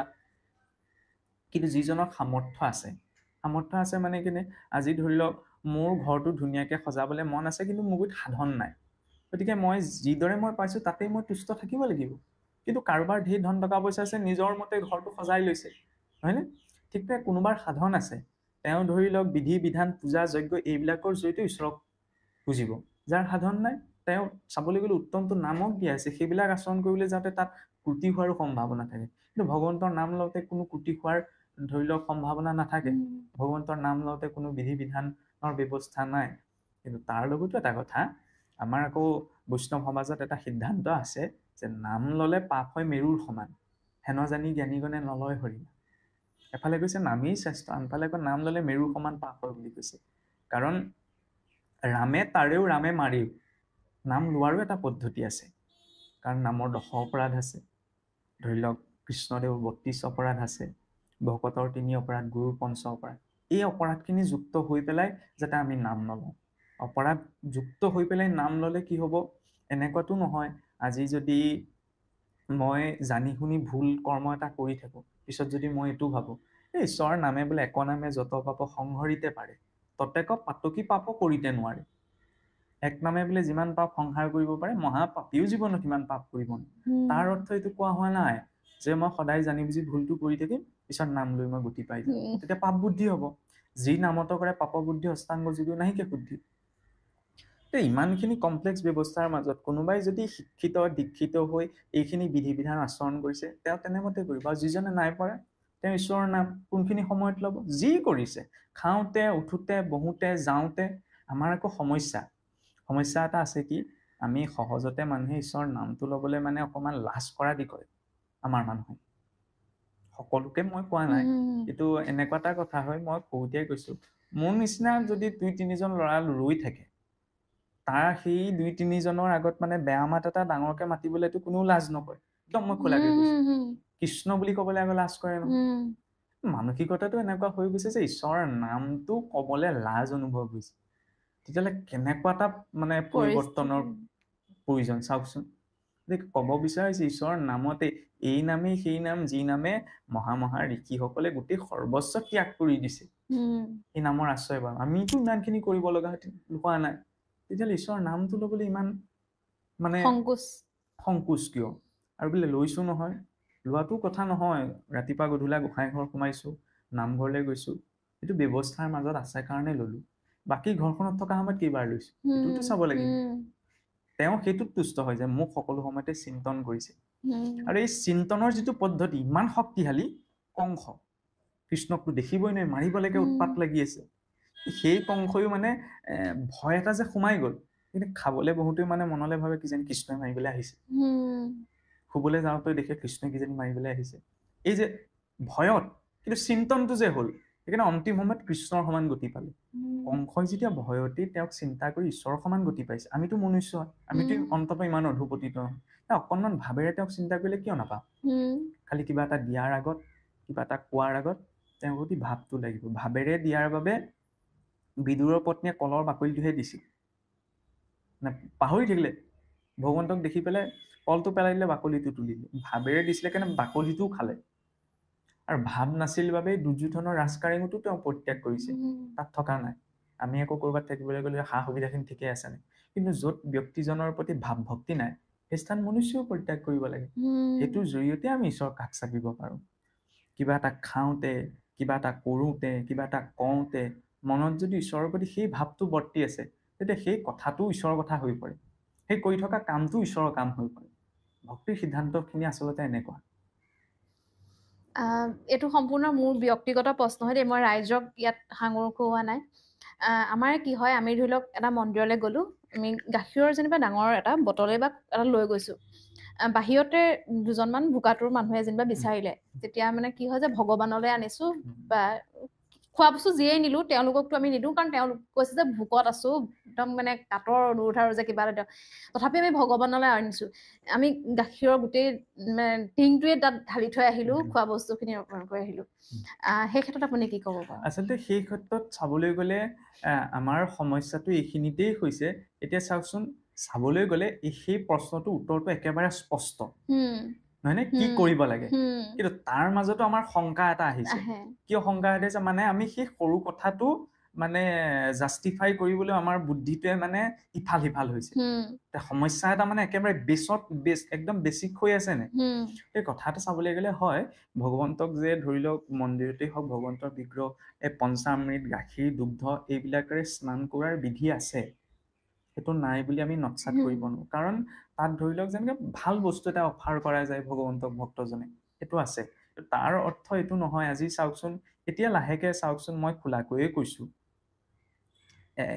ধৰি লওক শিৱসাগৰ শিৱদৌলেই হওক বিষ্ণুদৌলেই হওক দেৱীদৌল তাৰ সন্মুখত বহুজন মানে ধৰি লওক ঘৰ বাৰী নাইকোৱা এনেকুৱা লোক বহি থাকে আৰু দ্বিতীয়তে আমাৰ মানুহৰ আকৌ বিশেষকে আমাৰ ভক্তিটো ভাদ মাহত জাগে বাকীখিনি সময়ত আমি শুই থাকো সকলো নহয় ভাদ মাহত আৰু হয় ভাদ মাহৰ এটা মানে পবিত্ৰ মাহ বুলি সকলোৰে মনত এটা বিশ্বাস আছে গতিকে সেই মাহটোত আমিও দেখিছো যে আমাৰ নিজৰ জিলাখনতেই ধৰি লওক মইনাপুৰীয়া নামঘৰ ঢেকীয়াখোৱা নামঘৰ কলিয়াপানী সত্ৰ এনেকে এইবিলাক তীৰ্থ বুলি ভাবে যেতিয়া ৰাইজ যায় সুবিধা মিলাই গৈ পেলাই তাতো আচলতে এনেকুৱা হয় যে প্ৰথমতে মন্দিৰৰ ভিতৰত বা নামঘৰৰ ভিতৰত থকা ভগৱানজনক চোৱা চিতা কৰিবলৈ বহুজন আছে পথত বহি থকা জনৰ বাবে আকৌ কোনো নাই নহয় কি ঠিক ভগৱানে আপোনাক পৰীক্ষাই কৰিছে হয়নে তেওঁ তুষ্ট নহয় তেওঁক এইজনক নিদি যদি তেওঁক দিয়া হয় তেওঁ বেয়া পোৱাৰ সুবিধা এটা থাকে বুলিব সেইজনো ভোকাতুৰত আছে মোকতো বাকী সকলে দি আছে তোমাৰ চকুত পৰিছে যেতিয়া তেওঁক দি আছো নহয়নে তেতিয়া ভগৱন্তক এইজনক নিদি তেওঁক দিলে ভগৱন্তই বেয়া পোৱাৰ সুবিধা এটা আছে কিন্তু এইজনক যদি দি দিয়া যায় তেতিয়া আকৌ ভগৱন্তই বেয়া পোৱাৰ সুবিধা নাই নহয় আমাৰ চিন্তাটো কি ঈশ্বৰৰ সেৱা কৰিবলৈ কৈছো ঢেৰ ভিৰ লাগিছে তেতিয়া ভিৰ ঠেলি মেলি হলেও দুই এজনক চাকি গছ জ্বলাই থৈ আহো সেই কপটাটো কাৰ সন্মুখত আচৰণ কৰিছো সেইটোতো জানিব লাগিব সন্মুখত কৈছো ঈশ্বৰ আছে মানিব পাৰিছেনে গতিকে ঈশ্বৰ নাই বুলি কোৱাজন মোৰ বোধে নাস্তিক নহয় তেওঁ বুজা নাই তেওঁ জীৱনত কিবা এটা ঠেকা পাইছে যিটোৰ কাৰণে মানে ঈশ্বৰ নাই বুলি ভাবিছে কিন্তু ঈশ্বৰ নাই বুলি কোৱা নাস্তিক সেইজনহে যিজনে মুখেৰে ঈশ্বৰ আছে বুলি কৈছে কিন্তু মই মানিব পৰা নাই যদি মানিব পাৰিলোহেঁতেন তেতিয়া মোৰ আগত থকা দুজনক ঠেলা মাৰি মই দান পাত্ৰত দক্ষিণাটো বা চাগ্য জ্বলাই থৈ আহিলো নে তেওঁলোকো ভকত নহয়নে ঈশ্বৰে জানিছে ন মোৰ ভাগটো প্ৰভু দিব পৰা নাই খাওঁ ভাগ জনাইছো 10 টকা এটা দান পাত্ৰত ভাব 10 টকা এটা দি বহি থকা জনক চাহ একাপ মই খুৱাই থৈ সেইটোত বেছি আৰু অন্তৰ তৃপ্তি তাত বেছি আছে মানুহজন লাগিলে অধাৰ্মিকেই হওক নোখোৱাজনক যদি এসাঁজ খোৱাৰ ব্যৱস্থা কৰি দিয়া হৈছে তাতোতকৈ আৰু ডাঙৰ ধৰ্ম নাই আৰু চাওকচোন ইমান বিলাক ডেভেলপমেন্টৰ নামত চৰকাৰেও পইচা দিছে মঠ মন্দিৰ সত্ৰ নামঘৰ নহয়নে চাবলৈ গ'লে বহুত কম সংখ্যক এনেকুৱা ঈশ্বৰ উপাসনাৰ স্থলী আছে যিবিলাক মানে জৰাজীৰ্ণৰ নিচিনা হৈ আছে তাকো যোগাযোগৰ অভাৱত এইবিলাক উন্নত হৈছে সকলো ব্যৱস্থা তাৰ লগতে সেই কমিটিসমূহৰ ফালৰ পৰা এই সকলৰ কাৰণে অকণমান কিবা এটা ব্যৱস্থা কৰিব পৰা নাযায় আৰু দ্বিতীয়তে কথা হ'ল কি কিছুসকলে এইটোও কয় সেইবিলাক তেওঁলোকৰ কৰ্মফল গতিকে দিব নালাগে কি ঠিক কাইলৈ সেই স্থানত ময়ো বহিবলগীয়া হয় তেতিয়া মোৰ বিষয়ে তেনেকে ক'লে মই কেনেকুৱা পাম তেওঁলোকৰ কৰ্মফল ঈশ্বৰে দিছে মোৰ যিটো দায়িত্ব সেইটোতো মই পালন কৰিব লাগিব নহয়নে এইবিলাক বোলে কলিযুগৰ লক্ষণ এতিয়া চাওকচোন মোৰ যদি জণ্ডিছ হোৱাৰ লক্ষণ মোৰ গাটোত দেখা দিয়ে এইবিলাক জণ্ডিছৰ লক্ষণেই বুজিছেনে সেইবুলি মই বহি থাকিম নে ডক্তৰজনৰ ওচৰলৈ যাম ডক্তৰৰ ওচৰলৈ যাম লক্ষণ যদি মই বুজিছো তেতিয়াহ'লে লক্ষণৰ প্ৰতিকাৰৰ অৰ্থে কিবা এটা কৰা যিটো সম্ভৱ মই এইটো কোৱা নাই বোলে 10 জন ভিক্ষাৰী মানুহ বহি আছে 10 জনক মই কেনেকে কম নালাগে এজনক দিয়ক আমাৰ সামৰ্থ্য অনুযায়ী সেইটো হ'ব লাগে কিন্তু এইটো সাধাৰণতে হোৱা দেখা নাযায় যিটো মানে আমি ভাবো কি মন্দিৰ একদম জেগাত গৈ ধৰি লওক ফুল চুল দি দিলেহে তাতহে আমাৰ মনতে শান্তি পাব সেইটো নহয় আচলতে প্ৰথম মানৱ সেৱা ঈশ্বৰেও অৱতাৰ গ্ৰহণ কৰিছে কিয় গ্ৰহণ কৰিছে মনুষ্যৰ বাবেইতো মনুষ্যক ৰাখিবলৈকে ঈশ্বৰো আহিছে হয়নে সৃষ্টিখন মনুষ্যৰ বাবে বা জীৱসকলৰ নিমিত্তে ঈশ্বৰে বাৰে বাৰে অৱতাৰ গ্ৰহণ কৰি ধৰ্মক ধৰি ৰাখিছে তাৰ বাবে মনুষ্যৰ নিমিত্তে কিন্তু মানুহেই যদি মানুহৰ বাবে নহয় তেতিয়াহ'লে কেনেকে হ'ব ঈশ্বৰেই মানুহৰ বাবে আহিছে গতিকে সেইটো আৰু একেবাৰে খোলা কথা মানে এইটো প্ৰায় দেখি থকা এইটো এটা মানে আপুনি কোৱাৰ দৰে উত্তৰটো ওলাই আছে কাক দিব লাগে তথাপিও কিন্তু আমাৰ সচৰাচৰ প্ৰায় ঘৰতে হওক বা নিজৰ ঘৰতো তেনেকুৱা হয় ন লাগিলে ঘৰত তেল অকমানো নাই ধৰি লওক মাক দেউতাকে বইলে খাইছে কিন্তু ল'ৰাটোৱে বা ছোৱালীজনীয়ে মানে নামঘৰলৈ গৈ এক্টিং তেলে আগবঢ়াই থৈ আহিছে যে ভগৱান মানে সন্তুষ্ট সেইটো আচলতে মানে এইবিলাক মানে যিবিলাক বাস্তৱিক পৰিস্থিতি আমিও মানুহ দিয়কচোন কিছুমান কথা শুনিলে মানে এনেই খং উঠা দি উঠি হৈ যায় যে মানসিকতাটো চাওক এফালে দৈত্যৰো কথাত লাগি মই কৈছো দৈত্যবিলাকৰো এইটো সংস্কাৰ আছিল হিৰণ্যাক্ষই যেতিয়া মানে ইন্দ্ৰক পৰাস্ত কৰিছিল ইন্দ্ৰৰ বিজয়ৰ প্ৰতীক হিচাপত ইন্দ্ৰৰ ৰাজমুকুটটো লৈ আনিছিল নহয় ৰাজমুকুটটো আনি হিৰণ্যাক্ষই নিজেই পিন্ধা নাই কিন্তু প্ৰথমে আনি নিজৰ মাতৃ দ্বিতীয় চৰণত দিছে মানে দৈত্যটোৰো ইমান সংস্কাৰ আছিল যে সফলতাটো প্ৰথম মাতৃ নহয়নে তাৰ বিপৰীতে মাক দেউতাকক যিসকলে মানে বহুত টানকে কথা কয় বেয়াকে কয় মাক দেউতাকক লঘোণত দেখি বেলেগত কিবা পুণ্যৰ সেইকেইটা চাবলৈ গ'লে হিৰণ্যাক্ষতকৈ ডাঙৰ দৈত্য নহয় নে? মানসিকতাটো তেনেকুৱা হৈ গৈছে যিটো হ'ব নালাগে। কিয় নাই মানে গুৰুত্বতা নাই বিষয়খিনি, সেইটো চিন্তাই কৰিব নাই পৰা। আৰু চিন্তাটো নিজেই কৰিব লাগিব। ঈশ্বৰে বিবেক বুদ্ধি এটা দিছে, ইমানকণ সাধাৰণ কথাটো ভাবিব পৰা নাই নে? আমাৰ কি হয়, যিকোনো ধৰি লওক এটা সমস্যাৰ সন্মুখত আহিলে মনটো একদম অস্থিৰ, মানে কেতিয়াবা কিবা এটা বিচাৰিছো নাই পোৱা, মনটো অস্থিৰ বা একদম মানে উগ্ৰ খং বা এনেকুৱা লাগে যেন জীৱনটো শেষ আৰু এনেকুৱা হৈ যায়। মানে সেই ক্ষেত্ৰত কি ক'ব বাৰু? আচলতে সেইবিলাক পৰিস্থিতি সকলোৰে জীৱনত আছে। এনেকুৱা নহয় যে আজি আধ্যাত্মিকতাৰ ক্ষেত্ৰখনত আছো বাবে মোৰ সেইবিলাক নাই বুলিও মই ক'ব নোৱাৰো। ধৰি লওক বিষয়বিলাক বেলেগ হ'ব পাৰে, কিন্তু কাম, ক্ৰোধ, লোভ এইবিলাক কম বেছি পৰিমাণে মোৰ শৰীৰতো আছে। কিয় আছে? কাৰণ সৃষ্টিৰ প্ৰকৃতি এইবিলাক। সেইবাবে গীতাত ভগৱন্তই এটা কথা কৈছে, ধ্যায়েতো বিশ্বনাথ পুংস সংগাস্তি সুপ জায়তে সংগাত সংজায়তে কাম কামাত ক্ৰোধাত ভিজায়তে ক্ৰোধাত ভৱতি সন্মোহাত সন্মোহাত স্মৃতি ভংসাদ স্মৃতি ভংসাস বুদ্ধি নাশ প্ৰণশ্যতি। অৰ্থাৎ কিবা এটা কথা প্ৰথমতে ভাৱৰ পৰা উৎপন্ন হয়, চিন্তাৰ পৰা। চিন্তা পোৱালৈকে সেইটো প্ৰাপ্তিৰ বাবে বাসনা উৎপন্ন হয়। বাসনাটো যেতিয়া পূৰ্ণ নহয়, তেতিয়া কিবা এটা পোৱা নাযায়, এটা খং উপজে। আৰু খং উপজিলে বুদ্ধি নষ্ট হয়, বুদ্ধি নষ্ট হলে জীৱ অধোগতি হয়। এতিয়া কথা হ'ল কি, খং উঠাটো ডাঙৰ কথা নহয়, তাৰ ওপৰত সন্তুলনটো লাগে। খংটোতো ঋষিমুনি সকলো উঠিছিল, আৰু খংটো বৰ্জনীয়ও নহয়। এইবিলাক সকলো সৃষ্টিত লাগে কাৰণে ঈশ্বৰে প্ৰকট কৰিছিল। আজি জয় বিজয়ক যেতিয়া অভিশাপ দিয়াৰ সময়ত যদি চাৰিসিদ্ধৰ খং নুঠিলেহেঁতেন, তেতিয়াতো এইটো সৃষ্টিৰ এটা অনিয়ম হ'লহেঁতেন। কাৰণ তেওঁলোকে বৈকুণ্ঠহীন স্থানত থাকি আত্ম অভিমানত একদম পৰিপুষ্ট হৈ গ'ল। গতিকে তেওঁলোকক খহোৱাৰ বাবে সেই খংটো প্ৰকট কৰাৰ প্ৰয়োজন, হয়নে? খঙৰ প্ৰয়োজনীয়তা আছে, সকলোৰে ভিতৰত থাকিব, তাৰ ভিতৰত সন্তুলনটো লাগে। সন্তুলনটো আৰু এনেকুৱা নহয় যে মই বিচৰাটোৱেই পাই যাম। কাৰণ মই ভবামতে সৃষ্টিত একো নহয়। কিয় নহব বোলে? আনৰ কথা বাদেই দিছো, মই ভবামতে মোৰ নিজৰ শৰীৰটোত ঘটিত হৈছে ন, মোৰ নিজৰ ভিতৰতেই নিয়ন্ত্ৰণ নাই। কেনেকে নিয়ন্ত্ৰণ নাই? এতিয়া মালিকটো চাবলৈ গ'লে জীৱাত্মা, হয়নে? জীৱাত্মাৰ চাকৰ কোনবিলাক? নাক, কাণ, চকু, মুখ, যত যিমান ইন্দ্ৰিয়বিলাক। এতিয়া চাকৰ মতে মালিক চলিব লাগে, মালিকৰ মতে চাকৰ চলিব লাগে। আমি বাহ্যিক জগতখনৰ এইটো প্ৰয়োগ কৰোঁ যে মালিকজনৰ মতে কাম কৰা মানুহকেইজন চলিব লাগে। সেইটোত একদম কাম নচলিবলৈ পুৰা বিৰোধিতা। কেলে হ'ব? নহ'ব, তুমিতো কাম কৰা মানুহে। ঠিকে আছে, আৰু নিজৰ ভিতৰত চাকৰ মতেহে মালিক চলি আছে। এইটো আটাইতকৈ পৰাধীনতাৰ পৰাকাষ্ঠা। সেইকাৰণে প্ৰথম সংযম। খংটো আহিছে, খংটোৰ ওপৰত অকণমান নিয়ন্ত্ৰণ, সংযম স্বাভাৱিক কথা। কিবা এটা অকণমান ভবাৰ ধৈৰ্যটো লাগে যে, আৰু এইটো নহয় যে জীৱনত মই পোৱাটো নাপালো বুলি মই অধৈৰ্য হৈ যাম।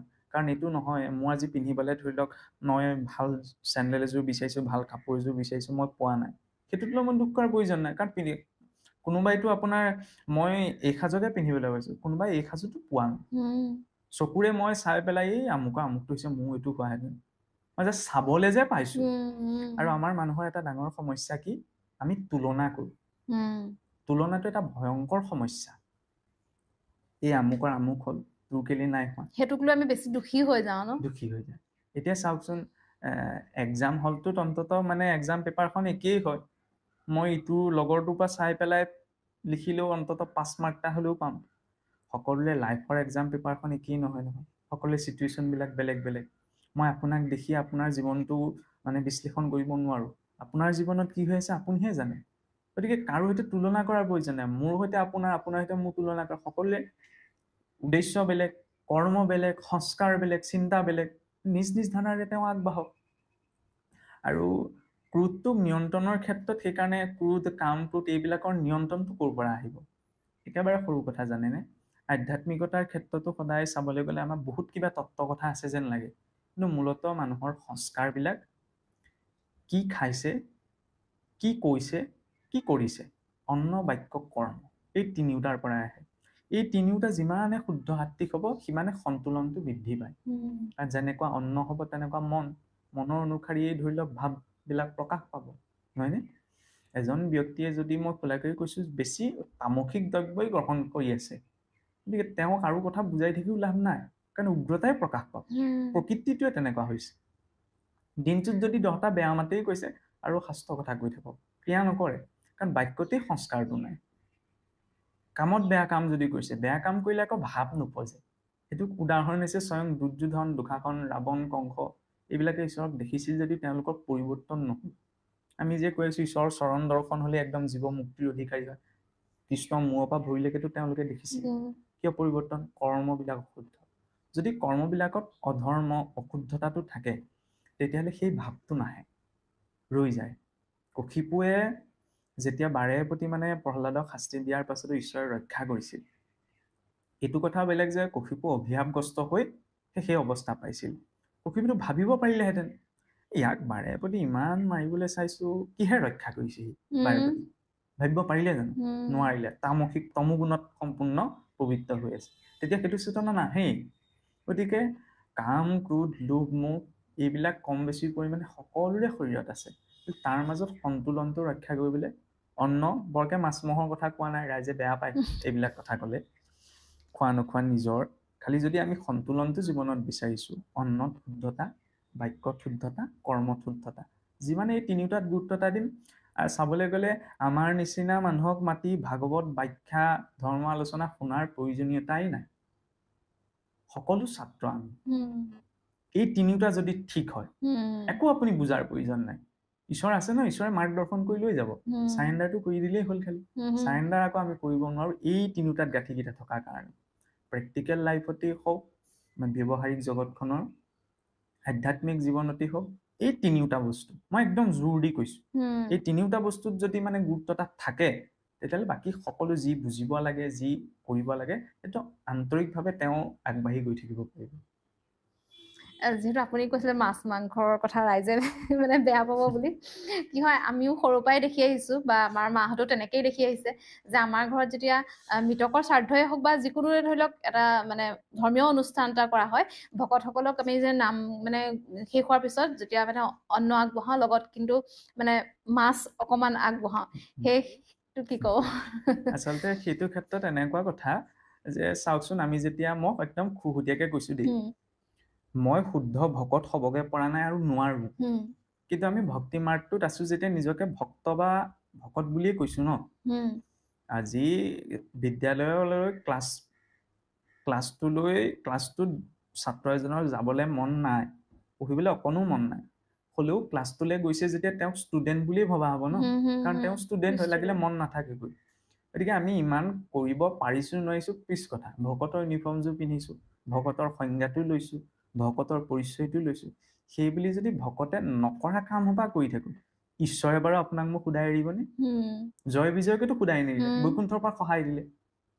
বৈকুণ্ঠ হেন ঈশ্বৰটো ভাবিব পাৰিলে দে মোৰে মানুহ, অকমান ভুল কৰিলে যেনিবা ক্ষমা কৰি দিওঁচোন। যিটো বস্তু ল'ৰা ছোৱালীয়ে নাখায়, মাক দেউতাকে আৰু মৰমত খোৱা সোণজনী বুলি মুখত তুলি দিলেও হাতখন আচাৰিয়ে দিব যে নোখোৱা বস্তু কিয় দিছে। ঈশ্বৰক কোনখিনি বস্তু অৰ্পণ হয়? পত্ৰম পুষ্পম ফলম তৈয়ম য়ৌমে ভক্ত প্ৰয়চ্ছতি। আৰু পদ ভাগৱততো এটা কথা প্ৰকাশ কৰা হৈছে যে ভকতৰ দ্ৰব্য যত, মাধৱৰ আশা তাত, নিদিলেও খোজন্তে আপুনি, হেন জানি শাক অন্ন, জীৱা মিলে ৰংগ মন, কৃষ্ণত অৰ্পিও মনে জানি, শাক অন্ন বুলি কৈছে। আমাৰ এইটো সামাজিক প্ৰথা চলিলে, আচলতে এনেকুৱা এটা প্ৰথা চলাৰ ক্ষেত্ৰত এনেকুৱাও বুজায় যে এটা সময় আছিল যে অসমখনত আমাৰ শাক্ত ধৰ্মৰ প্ৰভাৱটো বেছি আছিল, কাৰণ স্বৰ্ণপীঠ, সৌমাৰপীঠ, কামপীঠ, ৰত্নপীঠ, এনেদৰে অসমখনতো 4টা ভাগ আছিল। সেইখিনি সময়ত মানে ধৰি লওক শাক্ত মাৰ্গত তেনেকুৱা কিছুমান কৰ্মত মৎস্যৰ ব্যৱহাৰটো আছে, আৰু তাৰ পৰা আমাৰ এই বৈষ্ণৱ সমাজতো এনেকুৱা এটা ধাৰণা আহিল বুলি কিছুসকলে কয়, কিন্তু য'ৰ পৰাই নাহিল বৈষ্ণৱ মাৰ্গটোত সেইটো ভক্ষণ নিষিদ্ধ। আৰু চাবলৈ গ'লে কিয় নিষিদ্ধ? মৎস্যাদ সৰ্ব মাংসাদ তস্মাদ মৎস্যাদ বিবৰ্জয়, মাছে সকলো জীৱৰ মাংস খায়। মানুহৰ মৰাশ এটাও যদি পুখুৰীটোত পেলাই দিয়ে, মাছে খাই পেলাব, এই মৎস্যটো বৰ্জন। যেতিয়া ভকতৰ ইউনিফৰ্মযোৰ পিন্ধি পেলাই মই কেনেকে ঈশ্বৰৰ নামত খাম, নহয়নে? আৰু যিটো উপভাগ মৃতকৰ ভোজৰ কথা হ'ল, এইটো এনেকুৱা কিছু সকলো আছে নে, মাছ নহলে কেনেকে ভোজ হব, মাছ নহলে কেনেকে গৃহস্থ হেৰি ভাঙিব, এইবিলাক একেবাৰে একদম অদৰকাৰী কথা।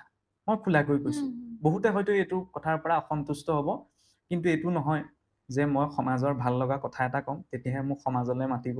মোক সমাজলৈ মতাৰ প্ৰয়োজন নাই। সমাজে কিছুমান কথা এনেকুৱা আছে যে সমাজতো আমাৰ, মই সমাজৰ ভুল ধৰিবলৈ বুলি কোৱা নাই, কিন্তু ভুল দৃষ্টিকোণ কিছুমানত চলি আছে। উপবাস ভংগ হয় তৈল স্পৰ্শত। পিতৃ মাতৃ ঢুকালে যেনে উপবাসত থাকে পুত্ৰ পৰিবাৰ, হয়নে? আৰু দ্বিতীয়তে আমাৰ অসমীয়া দিনত যদি সকাম পাতোতে মহৰ গাখীৰখিনি যদি খাইছে, তেতিয়া পুত্ৰ উপবাস ভংগ হৈ যায়। তামসিক দ্ৰব্য। এতিয়া মাছ খালেই যে উপবাস ভংগ হ'ব এইটো নহয়। তাত তৈল স্পৰ্শ কৰিলে বা তেল চোৱাৰ লগে লগে, তেল চুলেও উপবাস ভংগ হয়। তেল মাৰি ধৰি লওক যিখিনি শুদ্ধ সাত্বিক ব্যঞ্জন আছে সেইখিনি ধুনীয়াকে বনাওক, ঈশ্বৰক অৰ্পণ কৰক, তেতিয়া খাওক। যিটো বস্তুটো চোৱা, নহয় নে? চোৱা বস্তুটো কৰি পেলাই তালে ভুল মেছেজ এটা গ'ল নে? কোনে কি খাইছে কি নাখাইছে ক'বলগীয়া নাই।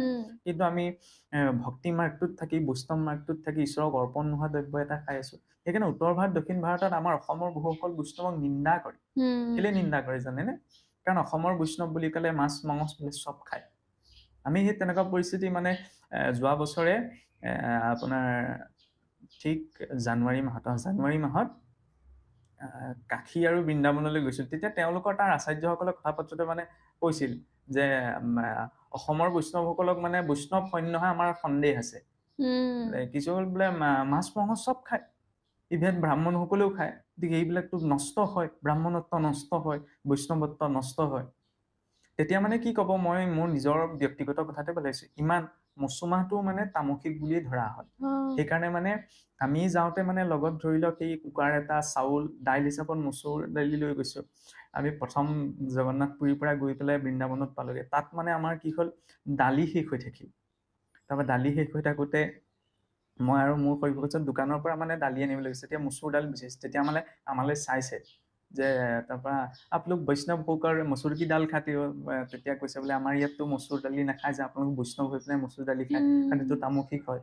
আমাৰ সত্ৰীয়া পৰম্পৰাটো অধিকাৰসকলে যিসকলে সম্পূৰ্ণ নিৰামিষ ভোজনৰ এটা ব্যৱস্থাত থাকে, তেওঁলোকো উপবাসী দাইলত মচুমাহ দুই এটা দি পেলাই ভংগ কৰে। মচুমাহটোৰ ক্ষেত্ৰতে সেইটো আছে। তেতিয়া মাছটো কেনেকে খাব পাৰে? খালি কিছুসকলে এইটো কৈ সমাজত চলি আছে। চলি থকাটোৱে আচল কথা নহয়। পৰম্পৰা অসুৰৰো আছিল, কিন্তু আমি কোনটো পৰম্পৰা গ্ৰহণ কৰিম? যিটো আমাৰ শাস্ত্ৰত আছে। আৰু বোলে ইমানখিনি চিন্তা কৰিব নালাগে, যিখিনি একেবাৰে সাধাৰণ বেছিক কথা সেইখিনিতো লাগে। গতিকে পৰাপক্ষত যিসকলে অন্তত বৈষ্ণৱ মাৰ্গটোত আছে বুলি ভাবিছে, যিয়েই নহওক লাগিলে, যিকোনো প্ৰকাৰ ভোজে আয়োজন কৰিছে, তাত নিৰামিষ ভোজনেৰে ইমান সুন্দৰ সুন্দৰ নিৰামিষ ব্যঞ্জন আছে, নহয় নে? জনাজনৰ ওচৰত শিকি লওক, শিকি লৈ পেলাই নিৰামিষ খিনি খাওক, নহয় নে? মাছ খাই পেলাই এটা শৰাইখন সজাবলৈ যাব পাৰিব নে? সেইটোহে লাগে, নহয় নে? গতিকে সেইটো সম্পূৰ্ণ ৰূপত মানে বৰ্জনীয় হ'ব লাগে, আৰু সেইটো মানুহে গ্ৰহণ কৰিব লাগে। সেইটোৱে মানে কোনো লিখিত নাই, মই মানে নাজানো কাৰণে সুধিছিলো যে মানে মাছ ব্যৱহাৰটো কোনো লিখিত নহয়। আৰু লিখিত হ'বও কেনেকে? যিটো বৰ্জনীয়টো আপুনি গ্ৰহণ কৰিব বুলি কেনেকে লিখিব? আমাৰ কি হয়, আমি যেতিয়া মানে মনুষ্য, আমি মানে জীৱ কেতিয়া ধৰি লওক জন্ম, কেতিয়া মৃত্যু আমাৰ হাতত নাথাকে। তথাপিও কিন্তু আমাৰ মানে লোভটো শেষ নহয়, তোক মাৰি মই পাব লাগে, মানে সেনেকুৱা এটা ভাৱ আহে ন? সেই ক্ষেত্ৰত আপুনি কি ভাবে বাৰু? আচলতে যেতিয়া জীৱনটোক লৈ মানে স্পষ্টতাটো নাথাকে, তেতিয়া তেনেকুৱা পৰিস্থিতি সৃষ্টি হয় যে মই চলে বলে কিম্বা কৌশলে মুঠতে মোক লাগে। আমি ভাবো কি মানে মানুহে মানুহক ঠগি খাব বিচাৰে ন? কিন্তু হয়, ময়ো আপোনাক আজি ঠগিব পাৰিম, আপুনিও মোক ঠগিব পাৰিব, ঈশ্বৰকতো ঠগিব নোৱাৰি। যেতিয়া মানে এইটো চেতনা মনলৈ আহিব যে মই মানুহক মিছাটো ক'ব পাৰিম, মানুহক অপকাৰটো কৰি মই লুকাই থাকিব পাৰিম, তেওঁৰ হাতৰ পৰাতো হাত সাৰিব নোৱাৰো। আৰু আমি যি কৰ্ম আচৰণ কৰিছো ন, সেইটো ভুগিবই লাগিব। আৰু কৰ্মৰ প্ৰক্ৰিয়াটো ইমান শক্তিশালী, মই মুখেৰে যদি ভাল কথা কওঁ ঠিকেই আছে, হাতে কামে মই ভাল কামকে কৰিছো, মনেৰে যদি মই বেয়া চিন্তা কৰো ন, সেইটো জীৱনত ভুগিব লাগিব। কাৰণ কৰ্মৰ প্ৰক্ৰিয়াটো ইমান গহন। পিতামহ ভীষ্মই তাৰ উদাহৰণ। মানে এইবিলাকৰ ক্ষেত্ৰতে কৈছো যে মই ভাবিছো হয় যে আমুকক চল কৰিও মই এইটো মোৰ লাভ এটা আনিব পাৰিম, বা তেওঁ এইটো গম নোপোৱাকে তেওঁক ঠগি একো নহয়, গম নাপায়, হ'ব, এনেকুৱা এটা আছে। এইটো কৰিছো হয়, এইটো যে ঠগ প্ৰবঞ্চনাটো কৰিলো, তেওঁৰ দৃষ্টিতটো চব ৰেকৰ্ড হৈ আছে। তেওঁ ওপৰত বহি খাতাত লিখি থকা নাই, এইটো প্ৰকৃতিৰ এটা চিষ্টেমী, নহয় নে? যেনেকে জ্বলা খালে তাৰ জ্বলা সোৱাদটো অনুভৱ হবই। মই জ্বলা খাই পেলাই মই যদি এইটো নিজকে মনটোকে কওঁ নাই মই জ্বলা নাই খোৱা, সেই বুলি জ্বলা নোখোৱা হৈ নাযায় নহয়। যিটো কৰ্ম কৰিছো সেইটো ফল ভুগিবই লাগিব।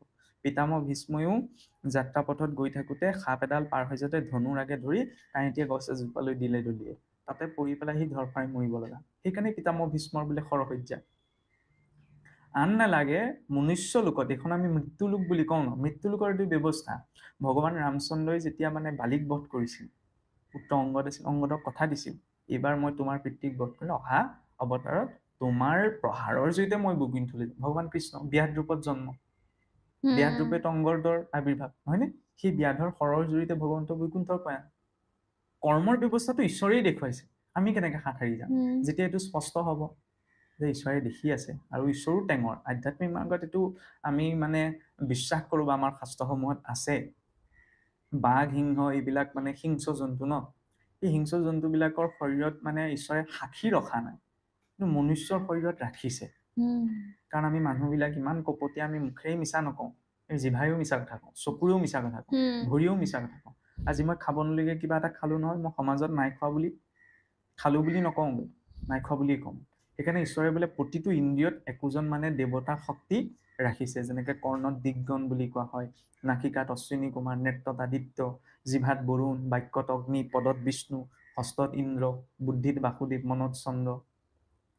এই ইন্দ্ৰিয় দেৱতাৰ বিষয়ে তিনিওটা সংযুক্ত। একোটা ইন্দ্ৰিয়ৰ এজন দেৱতা আছে, সেই দেৱতাজন এটা বিষয় আছে।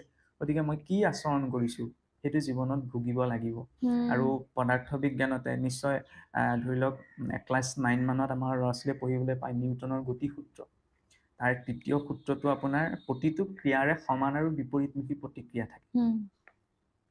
যেনেকে বলটো ওপৰলৈ দলিয়াই দিয়াৰ লগে লগে এইটো ঊৰ্ধ্বমুখী ক্ৰিয়া, তললৈ পৰি আহে বিপৰীতমুখী ক্ৰিয়া।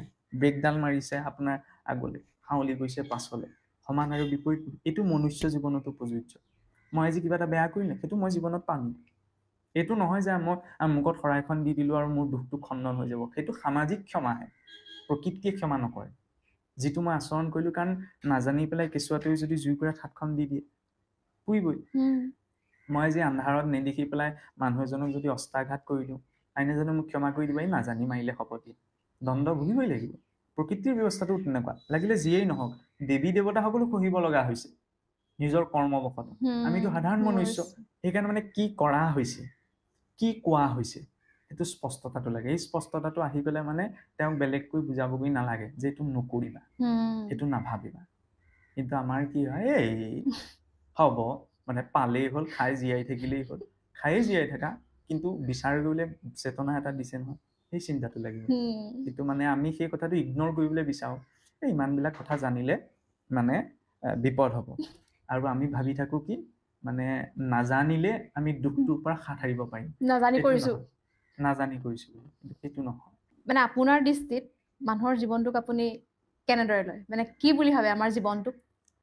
শুনিবলৈ আচলতে অকণমান বেয়া লাগিব পাৰে, কিন্তু মানুহৰ জীৱনটোৱে হৈছে জীৱনৰ যিটো সত্যতা, সেই সত্যতাটো হৈছে মৃত্যু। মৃত্যুৰ বাহিৰে জীৱনত সত্যতা একো নাই।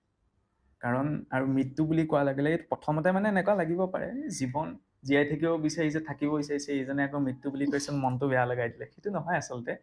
মৃত্যুটোক যদি সকলো সময়তে মানে মৃত্যু বুলি কোৱাৰ লগে তাৰ প্ৰতি যদি মানুহজন কনচিয়াছ হৈ থাকে, তেতিয়াও ধৰি লওক তেওঁক বেলেগকৈ বুজাবগৈ নালাগে। আৰু মৃত্যুটো কিদৰে সত্য চাওকচোন। কোনোবা ধনী হৈছে, দুখীয়া হৈছে, গুণী হৈছে, মানী হৈছে, সদাচাৰী, বিভিচাৰী, চব নিজৰ কৰ্মফল। কিন্তু মৃত্যু সকলোৰে জীৱনলৈ আহিব। আৰু মৃত্যুটো এনেকুৱা নহয় যে উশাহ নিশাহ লোৱা বন্ধ হৈ গ'ল, ডাক্তৰে পাল্স চেক কৰি ক'লে এইজন মৰিল। মৃত্যুটো তেতিয়া নঘটে, তেতিয়া শৰীৰটোহে নিষ্ক্ৰিয় হৈছে। যিদিনা জীৱ গৈ পেলাই মাতৃগৰ্ভত প্ৰৱেশ কৰে, সেইদিনাৰ পৰাই মৃত্যু আৰম্ভ। এতিয়াও মোৰ মৃত্যু চলি আছে। এই ছেকেণ্ডৰ পাছত ছেকেণ্ড, ঘণ্টাৰ পাছত ঘণ্টা, দিনৰ পাছত দিন মৰি মৰি গৈ থকা নাই জানো? এইটো হৈছে বাস্তৱিকতা। আৰু যাত্ৰাটো চাবলৈ গ'লে বাৰেপতি এইটো কথা প্ৰসংগ আহে, যাত্ৰাটো একেবাৰে আমাৰ মাটিৰ পৰা মাতিলে যদি শৰীৰটোৰ ক্ষেত্ৰত চাওঁ, পথাৰত আমি বীজ সিঁচিলো, তাৰ পৰা কঠীয়া হ'ল, কঠীয়াৰ পৰা ধান হ'ল, ধানক বানিলো, চাউল হ'ল, চাউল খালো, অন্ন, নহয়নে? অন্নৰ পৰা ৰস, ৰসৰ পৰা ৰক্ত, ৰক্তৰ পৰা মাংস, মাংসৰ পৰা মেদ, মেদৰ পৰা অস্থি, অস্থিৰ পাছত মজ্জা, মজ্জাৰ পাছত পুৰুষৰ শৰীৰত বীৰ্য, স্ত্ৰীৰ শৰীৰত স্থিৰজ, পুৰুষৰ বীৰ্য আৰু স্থিৰজ একেলগে হ'লে গৰ্ভ হয়, গৰ্ভ হ'লে 9 মাহ 10 দিনত সন্তানৰ শৰীৰটো বিকাশ পালে, জন্ম হৈ শিশুকাল, যুৱককাল, প্ৰাপ্তবয়স্ক, বৃদ্ধ, বৃদ্ধ বয়সৰ নিৰ্দিষ্ট বয়স পোৱাৰ লগে লগে এদিন মৃত হ'ব লাগিব। আৰু যাব লাগিব ক'লৈ? সেই পথাৰখনলৈ। গতিকে এইটোৰ স্তৰত একো অস্তিত্ব নাই। যদি আত্মিক স্তৰত যোৱা যায়, তেতিয়াহ'লে মৃত্যু বুলি ক'লে আধ্যাত্মিকতাত সেইটো এটা যাত্ৰা। কৰবালে দীঘলীয়া যাত্ৰা কৰিবলৈ হলে যেনেকে আমি ধৰি লওক প্ৰয়োজনীয় গোটেই বস্তুখিনি ধুনীয়াকে টালি টোপোলা বান্ধি লওঁ মৃত্যুটো এটা যাত্ৰা এই শৰীৰটো এৰি অন্য এক স্থানলৈ ইমান দীঘলীয়া যাত্ৰা এটাত গৈছো তেতিয়াহ'লে এই থকা সময়খনত ভালকে টালি টোপোলাবিলাক বান্ধিব লাগিব নাই বস্তুবিলাক লৈ যাব নোৱাৰো কিন্তু সংস্কাৰবিলাক লৈ যাব পাৰি সংস্কাৰবিলাক ক'ৰ পৰা আহিব এই অন্ন বাক্য ব্যৱহাৰৰ পৰা সেই সংস্কাৰ অনুসৰি পৰৱৰ্তী জনমটো নিৰ্ধাৰণ হ'ব আৰু পূৰ্ব জনমৰ কথা এইবিলাক বোলে শাস্ত্ৰত কোৱা কথা আজি বৈজ্ঞানিকভাৱে প্ৰমাণিত আমেৰিকা ইউনিভাৰ্চিটি কি বুলি কয় হাৰ্ভাৰ্ড ইউনিভাৰ্চিটিত 1000ৰ ওপৰত কেছ মানে ইতিমধ্যে ৰেকৰ্ড কৰা হৈছে যে ব্যক্তিজনে পূৰ্ব জনমৰ ভাৰততো প্ৰায় 1200ৰ ওপৰত কেছ ৰেজিষ্টাৰ হৈ আছে এনেকুৱা কিছুমান ঘটনা যি মানে ধৰি লওক পূৰ্ব জনমত কাৰোবাৰ গৃহত আছিল একজেক্ট মানে পজিশ্যন ক'ত কি আছে ঘৰখনৰ তেনেকুৱালৈকে কৈ দিব পাৰে সেইবিলাক প্ৰমাণ গতিকে এইটোৱে জীৱন নহয় বহুবাৰ আগতে আমাৰ জনম পাৰ হৈ গৈছে সেইবাবে মানে শংকৰাচাৰ্যই এই এটা ভজন লিখিছিল য'ত মানে এটা কথা তেওঁ প্ৰকাশ কৰিছে যে পুনৰপি জননম পুনৰ জনম লৈছো পুনৰপি মৰণ পুনৰ মৰিছো পুনৰপি জননী জঠৰী চৰণম পুনৰ মাতৃৰ সেই জঠৰত মই শয়ন কৰিছো গতিকে এই জীৱনটো চাবলৈ গ'লে আজিৰ মানুহৰ দৃষ্টিয়ে বাৰে বাৰে হৈ আছে কিন্তু বাৰে বাৰে সদায় আজি সুখ কাইলৈ দুখ আজি সুখ কাইলৈ দুখ কিমাননো ঘূৰি ফুৰিম ভাগৰ লগা নাই গতিকে ইয়াৰ সেইখিনিতে আচলতে মুক্তিৰ যাত্ৰাটো সিদ্ধান্তটো আৰম্ভ হয় যে নহয় ইয়াৰ পৰা নিবৃত্তি লাগে নিবৃত্তি মানে এনেকুৱা নহয় যে হিমালয়লৈ গুচি গ'লেহে সকলো মুক্তি পোৱা সম্ভৱ যিজন ব্যক্তি যি কৰ্মস্থানত যেনেদৰে আছে খালি স্পষ্টতাৰে কামবিলাক কৰক এইটো নহয় যে তপস্যা কৰা মানে গছৰ তলত বহি থকা কৰি থকা সকলো কৰ্মত যদি সেই কৰ্মত সত্যতা আছে সেই কৰ্মত শৌচাচাৰ আছে কাম কৰিবলৈ যাওঁতে যদি ক্ষমা মনত আছে তেতিয়াহ'লে সেই সাধাৰণ কামটো এক তপস্যালৈ পৰিৱৰ্তন সেই তপৰ জৰিয়তেই জীৱই মুক্তি পাব পাৰে গতিকে জীৱন বুলি ক'লে আজি চাওকচোন আমি ভাবো কি আধুনিক যুগত এইবিলাক কি কথা মানুহ গৈ চন্দ্ৰ পালেগে কি কথাবিলাকত লাগে চন্দ্ৰ নালাগে এতিয়া আপোনাৰ 2023ত সূৰ্যলৈওতো পঠাইছিল আপোনাৰ পাৰ্কাৰ চ'লাৰ প্ৰব গতিকে সূৰ্যলৈ গৈ পেলাই সূৰ্যটো যদি আমি ঘৰ বনাব পাৰো সেইটো ভৌতিক উন্নতি কিন্তু যদি মই নিজৰ ঘৰখনত কেনেকে থাকিব লাগে সেইটো মেনাৰ্চি নাজানো মংগলত ঘৰ বনাই সূৰ্যত ঘৰ বনাই কি লাগে আৰু এই ক্ষেত্ৰত আধুনিকতাৰ অনুকৰণৰ ক্ষেত্ৰত আমাৰ কিছুসকল লোক এনেকুৱাকে অন্ধ হৈ গৈছে যে আধুনিকতাৰ নামত মানে যিবিলাক ভেলুলেছ কিছুমান পৰম্পৰা তেনেকুৱা কিছুমান আদৰি লোৱাৰ নিচিনা হৈছে আনৰ ধৰ্ম সংস্কৃতিক সন্মান কৰিব লাগে সেইটো একেবাৰে সাধাৰণ কথা কিন্তু নিজৰ ভেটিটো এৰি নহয় আধুনিকতাৰ নামত আজিকালি চাওকচোন আৰু সেই আধুনিক যুগৰ লোকসকলেনো কি কৰিছে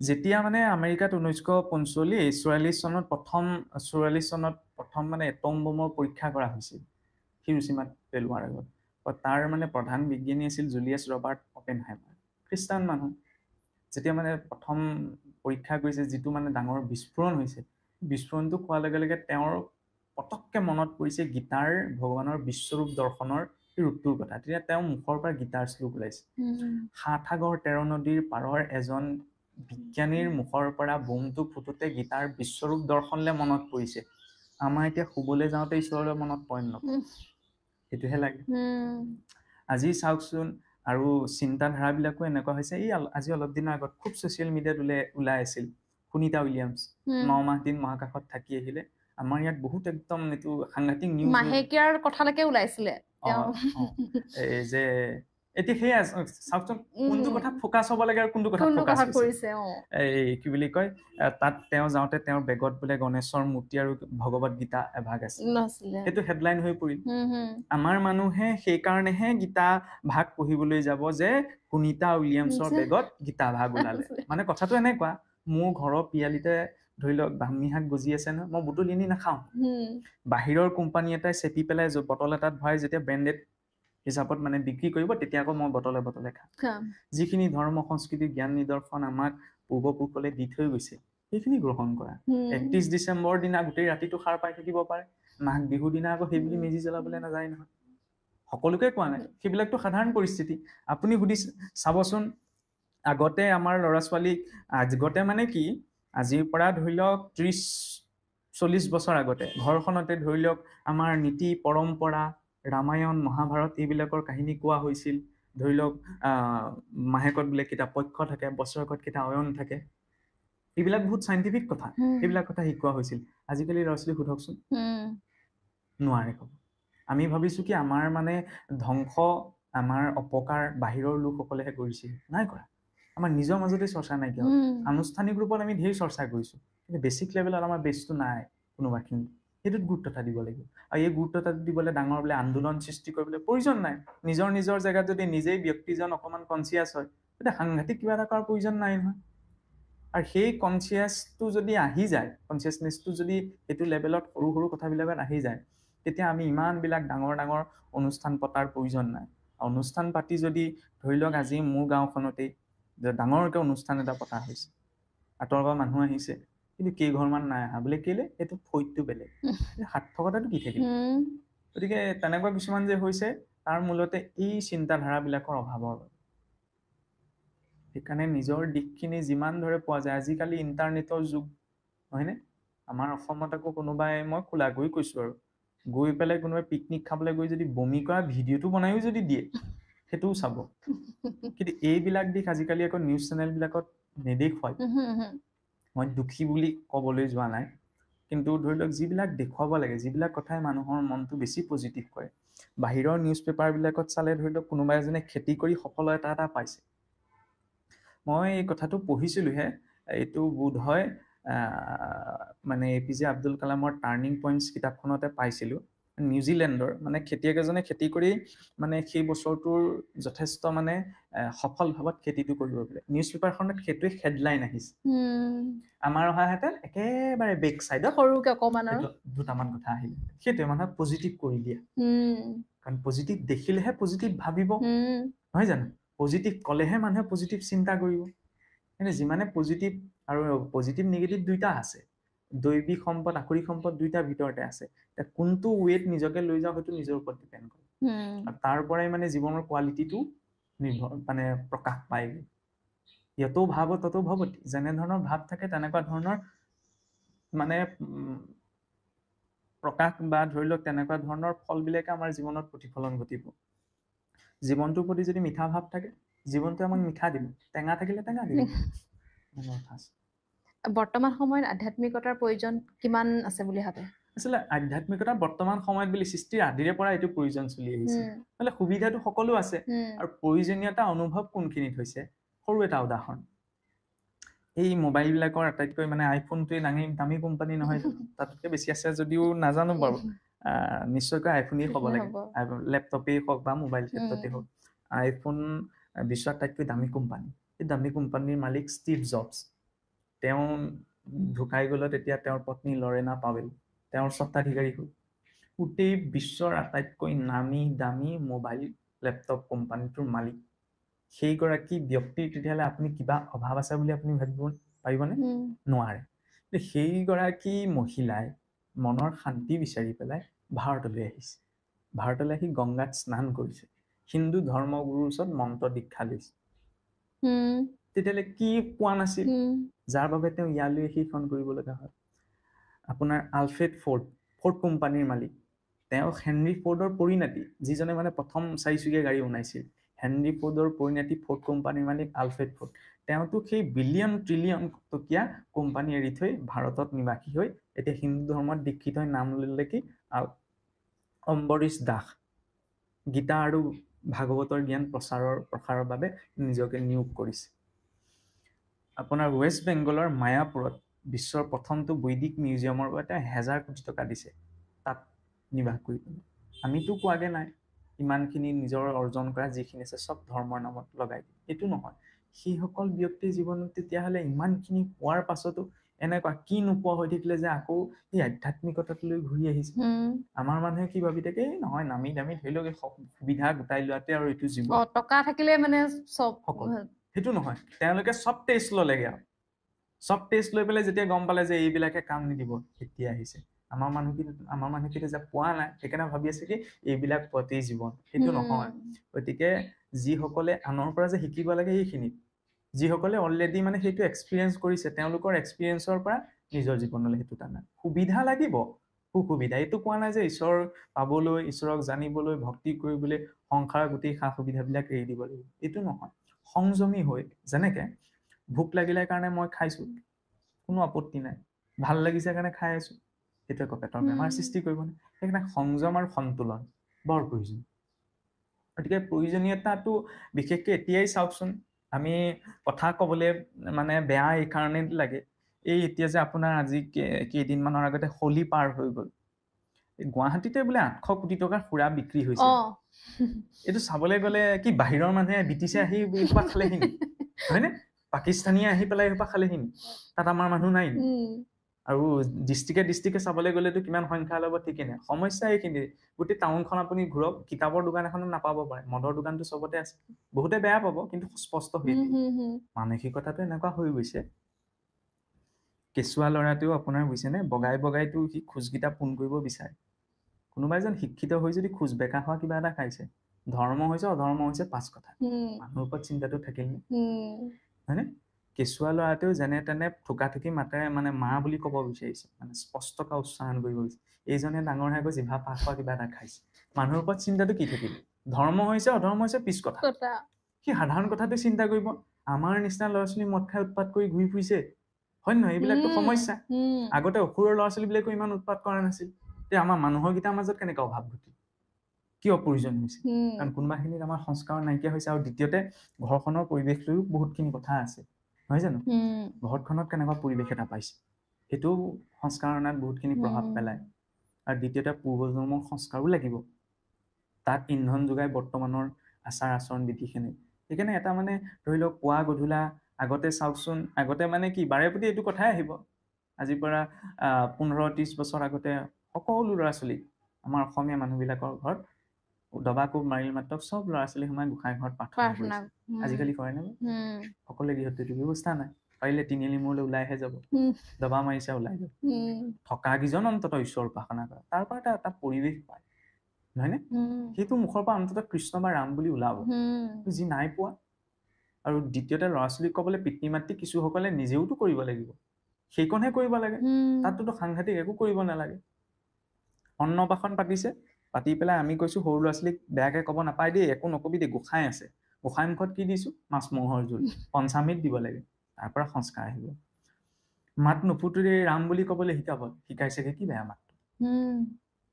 আৰু দ্বিতীয়তে চাওকচোন, সৰু এটা কথা, বহুতো কথা প্ৰসংগত ওলাই কাৰণে কৈছো, আৰু জন্মদিন পতাত আপত্তি নাই, পাতি পেলাই খোৱা বস্তুটো সানিছে মুখত, ইমান যদি সামৰ্থ্যতা আছে যে মই খোৱা বস্তুটো মুখত সানিব পাৰো, যিজনক নাই তেওঁক খুৱাওচোন। আমি জীৱনত বিচাৰো নামটো থৈ যাবলৈ, জীৱনত মাক দেউতাকে নিজে নামটো লিখাই আনিছে, নিজৰ হাতে কটোৱাইছে। এইটো কি মানে? মাংগলিক কাম এটা আৰম্ভ কৰো আমি চাকি গছ জ্বলাই, নিজে জ্বলাই পেলাই নুমুৱাই দিছে। আজি ফেশ্বন মানে কি? থিয় হৈ খোৱা। বাহিৰলৈ ওলাই যাওকচোন, কুকুৰ মেকুৰীহে থিয় হৈ খায়, পানী গিলাচ খালেও বহি খাব লাগে, শৰীৰটোত জঠৰাগ্নি সক্ৰিয় হৈ খোৱা বস্তুটো হজম হ'ব। এইবিলাক সংস্কাৰৰ কথা কোৱা হৈছে। এটা সময় আছিল আপোনাৰ, আমাৰ কি কৰা হয়, অতিথি সেৱা বুলি যে কোৱা হয়, ধৰি লওক আগতেতো ধৰি লওক অতিথি এজন আহিছে বুলি বোলে ভাত খোৱা সময়ত আমাৰ অসমীয়া মানুহে চাই পদূলিলৈ ওলাই, কোনোবা আহিছে নি? আজিকালি খোৱা সময়ত দৰ্জাখন মাৰিহে লয়, কোনোবা আহিবও পাৰে, এইটো খোৱা সময়তে ওলালেহি। চিন্তা ইমান কম সময়ত চিন্তাবিলাক কৰি পেলাই কলৈ গুচি গ'ল? কিয় গুচি গ'ল? আগতে চাওকচোন, হিৰণ্যকশিপুৰ ঈশ্বৰৰ প্ৰতি বিৰুদ্ধে অস্ত্ৰ তুলি লৈছিল এই ভায়েকক ভগৱন্ত মাৰি থৈ যোৱাৰ কাৰণে, প্ৰতিশোধ লওঁ, ভাতৃৰ প্ৰতি স্নেহ ভাৱ যদিও দৈত্য আছিল। এতিয়া বোলে ককাই ভাম এজন মিল নাই, কেলে বোলে মাটি বাৰী লগত লাগি। মোৰ যদি ককাই ভাইৰ মাজতেই মিল নাই, ধৰ্মৰ নামত মই আৰু লেকচাৰ দি থাকো, আৰু জ্ঞান জাৰি থাকো, কিবা লাভ আছে জানো? যিবিলাক সংস্কাৰ আগতে সৰুও আছিল, সৰু সৰু কথা কিছুমান, এই সৰু সৰু কথাবিলাকত গুৰুত্ব দিলেই চাওকচোন, এইবিলাকে আধ্যাত্মিকতা। আধ্যাত্মিকতা মানে এনেকুৱা নহয় যে ঢেৰ ধূপ চাকি জ্বলাইছো, ডাঙৰ কিবা উপাসনা কৰিছো, সেইটো নহয়। প্ৰথম নিজৰ জীৱনটোৰ প্ৰতি সিদ্ধান্তটো সলনি কৰিব লাগিব। নিজৰ জীৱন প্ৰণালীটো কেনেকুৱা ধৰণৰ লক্ষ্য উদ্দেশ্য চিন্তাধাৰাৰ মাজত মই ৰাখিছো নিজকে, তাৰ পাছতহে পৰমাৰ্থৰ কথা আহে। আৰু এইখিনি যদি ঠিক হৈ যায়, পৰমাৰ্থ অট'মেটিক আহি যায়। অট'মেটিক মানে কেনেকে? ধৰি লওক খোৱাৰ লগে লগে সোৱাদটো যিদৰে আহি যায়, এইখিনিত যেতিয়া ঠিক হৈ যায়, তেতিয়া ঈশ্বৰেও যেতিয়া উপযুক্ত বুলি ভাবে, তেতিয়া যি বুজিব লাগে পাব লাগে তেওঁ পোৱাই দিব। কিন্তু আমি ভাবিছো কি আমাক ধৰ্ম বুলি ক'লে সাংঘাতিক তত্ত্ব লাগে, কিন্তু ভেটিটোৱে বনোৱা নাই। ভেটিটো বনাইহে বিল্ডিংটো বনাব পাৰি। এই কথাবিলাকত গুৰুত্ব এটা লাগে। আৰু এইবিলাকৰ জৰিয়তেহে সংযমী হ'ব। আধ্যাত্মিকতাই কি ক'ব মানুহক শান্তিটো কেনেকে দিয়ে? আজি মই জীৱনত কিবা এটা পাইছো, কিবা এটা বিচাৰিছো, যদি এইটো বিচৰা মতে পাই গৈছো, ঈশ্বৰৰ কৃপা, ঈশ্বৰে কৃপা কৰিলে। কিয় কৃপা বুলি? মই নিজেহে কৰি লৈছো। নিজে কৰি লোৱা নাই, নিজে উশাহ নিশাহে ল'ব নোৱাৰো, মাধ্যমহে। আৰু যদি পোৱা নাই ঈশ্বৰৰ ইচ্ছা বুলি তেওঁ গ্ৰহণ কৰিব, হয়নে? যি ঈশ্বৰৰ ইচ্ছা বুলি গ্ৰহণ কৰিব তেতিয়া তেওঁ আনক দোষ নিদিয়ে, এই আমুকক আনি মই নাপালো, মই আমুকটো নোৱাৰিলো কৰি। আমাৰ সেইটো অজুহাতে থাকে। যাৰ জীৱনটোৰ প্ৰতি অভিযোগ নাথাকে যে মই নোৱাৰিলো, মই নকৰিলো, মোৰ দ্বাৰা নহল, তেওঁ নিমখ তেলে খালেও শান্তিৰে ভাতকেইটা খাব পাৰিব। যাৰ জীৱনটোৰ প্ৰতি অভিযোগ আছে তেওঁ সকলো সুখ স্বাচ্ছন্দ্য দিলেও সেই শান্তিটো অনুভৱ কৰিব নোৱাৰে। গতিকে অভিযোগবিহীন জীৱনটোৱে হৈছে আধ্যাত্মিকতাৰ জীৱন। অভিযোগ লৈ জীয়াই থকাটো নালাগে, অভিযোগ লৈ অসুৰ জীয়াই থাকে। আমি মনুষ্য হয়, বিনা অভিযোগত জীয়াই থাকিবলৈ শিকিব লাগিব। সেইটোৱে আমাক বিভিন্ন কাহিনীয়ে শিকাইছে, সেইকণেই লাগে। আৰু সেইবাবে আধ্যাত্মিকতাৰ মানে প্ৰথম প্ৰয়োজন। একো নহলেও আধ্যাত্মিকতাটো লাগে। হিমালয়ত বহি থকা যোগীজনৰ একো নাই, পিন্ধিবলৈ বস্ত্ৰও নাই, খাবলৈ একো বস্তু, আধ্যাত্মিকতা আছে, সেইকাৰণে তেওঁ স্থিৰে আছে। আৰু ইয়াত আমাৰ সকলো সুখ স্বাচ্ছন্দ্য থকাৰ পাছতো আমাৰ আধ্যাত্মিকতা নাই, সেইকাৰণে আমি শান্তি পোৱা নাই, ঘূৰি ফুৰিছো, বিচাৰি ফুৰিছো, সুখ বিচাৰি ফুৰিছো। সুখৰ সংজ্ঞা আপুনি কি ভাবে? আচলতে সুখ দুখ প্ৰকৃততে চাবলৈ গ'লে এইটো নিজৰ দৃষ্টিকোণৰ ওপৰত নিৰ্ভৰ কৰে, নিজৰ পোৱা নোপোৱাৰ ওপৰত। কাৰণ আজি কোনোবা এজন মৰিছে, সেইটো মোৰ বাবে দুখনৰ, কোনোবাই আকৌ ভালো পাব পাৰে নহয়। এই ঘটনা একেটাই, দুইজনৰ দৃষ্টিত কিয় বেলেগ হৈ গ'ল? কাৰণ দুইজনেৰে সেইটোত নিৰ্ভৰ কৰিছে নিজৰ পোৱা নোপোৱা আৰু দৃষ্টিকোণৰ ওপৰত। গতিকে সুখ বুলি ক'লে, চাবলৈ গ'লে গোটেই সংসাৰখনতেই সুখ আছে, আৰু যদি চাবলৈ যায় যে গোটেই সংসাৰখনতেই দুখ আছে। খালি আমি দৃষ্টিটোৰ গুৰুত্বতা দিব লাগে। আমি সুখত বেছি গুৰুত্বতা দিওঁ ন, সুখ আমাক লাগে, গতিকে সুখময় দৃষ্টিকোণটোত সুখ থাকক। দৃষ্টিকোণটোত সুখ ক'ৰ পৰা আহিব? যেতিয়া আমি বুজি পাম, চাওকচোন আজি মোৰ কাৰণে সৃষ্টিখন হোৱা নাই, সৃষ্টিখনত মই অধিকাৰটো মই দেখুৱাব নোৱাৰো। আৰু সুখ কেতিয়া উৎপন্ন হয়? যে ইমান এটা চমৎকাৰ মোৰ জীৱনত ঘটি আছে, জীৱনৰ প্ৰতিটো ছেকেণ্ড মই 1000 লাখ টকা দিলেও কিনি আনিব নোৱাৰো। এই জীৱনটো যে পাইছো, এইটো আটাইতকৈ জীৱনৰ ডাঙৰ চমৎকাৰ নহয়নে? আমি দুলটা বীজত চমৎকাৰ বিচাৰি যাওঁ, সেইবিলাক কথা বেলেগ। আচল চমৎকাৰ জীৱনৰ প্ৰতিটো খন্তেকত আমাৰ জীৱনত ঘটিত হৈছে। এই সময়কণ কাহানী অনন্ত কোটি জীৱনত এইকণ ঘূৰি নাহে, নহয়নে? এইটো পৰিয়াল, এইখন সমাজ, এইখন দেশ, ইমান বেয়া ঘটনা ঘটিছে, আমি বহুত ভালত আছো। ৰামো যেতিয়া বোলে দণ্ডকাৰণ্যলৈ গৈছিল, তেতিয়া মানে বহুত মানে সাৰৰ দম দেখিছিল। আৰু দমবিলাক দেখি ঋষি বিশ্বামিত্ৰক সুধিছে যে গুৰুজন এইবিলাক কি হয়? এই বিশ্বামিত্ৰই কৈছে বুলি ৰাক্ষসবিলাকে ঋষিমুনিবিলাকৰ মানে হাড়মোৰ চুবাই চব দম কৰি থৈছে। এইটো পৰিস্থিতিটো এতিয়া হোৱা নাই, বহুত সুখকৰ পৰিস্থিতিত আছো আমি। ইয়াৰ মাজতো যদি ধৰি লওক হয় হত্যা ধৰ্ষণ এইবিলাক হৈছে, নাই হোৱা বুলি ক'বলৈ যোৱা নাই, তাৰ মাজতো নিজৰ স্থিৰতাটো ক'ৰ পৰা আহিব? যেতিয়া আন্তৰিক উদ্দেশ্যটো স্পষ্ট হ'ব যে এইকণ জিৰণিৰ বাবে পোৱা সময়হে। আজি সুখ আছে, কাইলৈ মোৰ জীৱনলৈ দুখো আহিব পাৰে, আজি দুখ আছে কাইলৈ সুখ আহিব। গতিকে দুইটাৰ পৰা প্ৰভাৱিত হ'ব নালাগে। যেনেকে ধৰি লওক কালি ৰাতি মই কিহে ভাত খাইছিলো, ভাত খালো ভোক গুচিল, এতিয়া যদি মোক সোধায় কালি কিহে খালো, মই ঘপককৈ কৈ দিব নোৱাৰো, কাৰণ তাত গুৰুত্বতা নাই। গতিকে গুৰুত্বতা হিচাপত চাবলৈ গ'লে সুখতো গুৰুত্বতা থাকিব নালাগে, দুখতো গুৰুত্বতা থাকিব নালাগে। নিজৰ কৰ্ম অনুসৰি এইটো জীৱনলৈ অহা যোৱা কৰি থাকিব। উদ্দেশ্যটো স্পষ্ট হ'ব লাগে যে আমি কাৰ নিমিত্তে জীৱনটো যাপন কৰিছো, উদ্দেশ্যটো কি, জীৱনত কাৰ পিছত দৌৰিছো। সুখৰ পাছত ইমানো দৌৰিব নালাগে যে পিছত ঘৰখনৰ মানুহকেইটা একেলগে বহি পেলাই ভাত এসাঁজ খাবলৈ সময় নাইকিয়া হয়। মানে মোৰ ফালৰ পৰা মোক সেইটোৱে ক'বলগীয়া আৰু প্ৰকাশ কৰিবলগীয়া যে ইমানো সুখৰ পাছত দৌৰিব নালাগে যে মানুহৰ মাজত মানুহ ৰূপত মানে বুজাবুজিটোৰ অভাৱ হৈ যায়, যিবিলাক দেখা গৈছে। গতিকে এইটো নহয় প্ৰতিযোগিতাৰ পিছত দৌৰি থকাটোত সুখ নাই, তাত খন্তেকীয়া সফলতা এটা আছে, যিটো সফলতা এটাই আজি চাওকচোন বোলে মনত ৰাখিব, মোক কিমান দিন মনত ৰাখিব? জীয়াই থকা দিনকেইটালৈকেহে, তাৰপিছত কোনেও কাটো মনত ৰখা সম্ভৱ নহয়, পাহৰি যায়। মৰিলে আমিয়েতো খবৰ ল'বলৈ যাওঁ, ভাল হ'ল বুজিছা, তেওঁ কষ্ট কম খালে, তোমালোকেও কষ্ট কম। গতিকে যাক লৈ পেলাই মই সুখ ভোগৰ কথা ভাবি আছো, শৰীৰটো, সেইটোৱে অৱস্থা সেইটো হ'ব। যিটো কথা মনত ৰাখিলেও মই ইমান গুৰুত্বতা দিছো, অলপ সময় পাছত মোক পাহৰি পেলাব। একমাত্ৰ সুখ ঈশ্বৰ প্ৰাপ্তিত আছে। শুনিবলৈতো অদ্ভুত লাগে, সাধাৰণ মানুহ এজনে ঈশ্বৰৰ প্ৰাপ্তি কেনেকে কৰিব, তেওঁৰ দিশত কেনেকে আগবাঢ়িব? চেষ্টাটো কৰিব লাগিব। ঈশ্বৰৰ প্ৰাপ্তি মানে সাংঘাতিক, তেওঁ বোলে সিদ্ধ হৈ যাব। আজিকালি পৰা এনেকুৱা হৈছে বোলে মই সপোনত পালো, যা বোলে মই 7খন দি দিছো, তোৰ আমুক হৈ যাব, আমুক হৈ যাব, এনেকুৱা কিছুমান। এইবিলাক চাবলৈ গ'লে কোনোবাৰ কাৰোবাৰ সিদ্ধি আছে, আমাৰ ক'বলগীয়া নাই। কিন্তু আমাৰ মানুহবিলাক এইবিলাকলৈ বেছি আকৰ্ষণ। ঈশ্বৰেও সামাজিক ব্যৱস্থাটো গ্ৰহণ কৰিছে। লক্ষ্মণ যেতিয়া আপোনাৰ সেই নাগপাশত বন্দী হৈছে, সুখেন বৈদ্যক মতাই আনি চিকিৎসা কৰিছে, তেওঁতো ঈশ্বৰ হয়, ঠিক কৰি দিব পাৰিলে হাতখন দি পেলাই, নাই কৰা নহয়। গতিকে চলিত ব্যৱস্থাটোৰ বিৰোধিতা ভগৱন্তইও কোৱা নাই। কোনোবাই যদি কৈছে যে মই সপোনত ধৰ্ম বস্তু পোৱা, শংকৰদেৱ, মাধৱদেৱ, দামোদৰদেৱ, হৰিদেৱ, অনিৰুদ্ধদেৱ, গোপাল আতা এইসকল মহাপুৰুষলোকেও কোৱা নাই যে মই সপোনত ধৰ্ম বস্তু পালো। এতিয়া কেনেকুৱা ধৰ্মগুৰু ওলালে যে সপোনত পালো বুলি কৈ দিব পাৰিছে। সেইকাৰণে কাৰ আশ্ৰয়লৈ গোৱা গৈছে সেইটোও স্পষ্টতাত লাগে। এতিয়া যিটো কথাৰ লগত লাগিহে মই ইয়ালৈ গলোগে।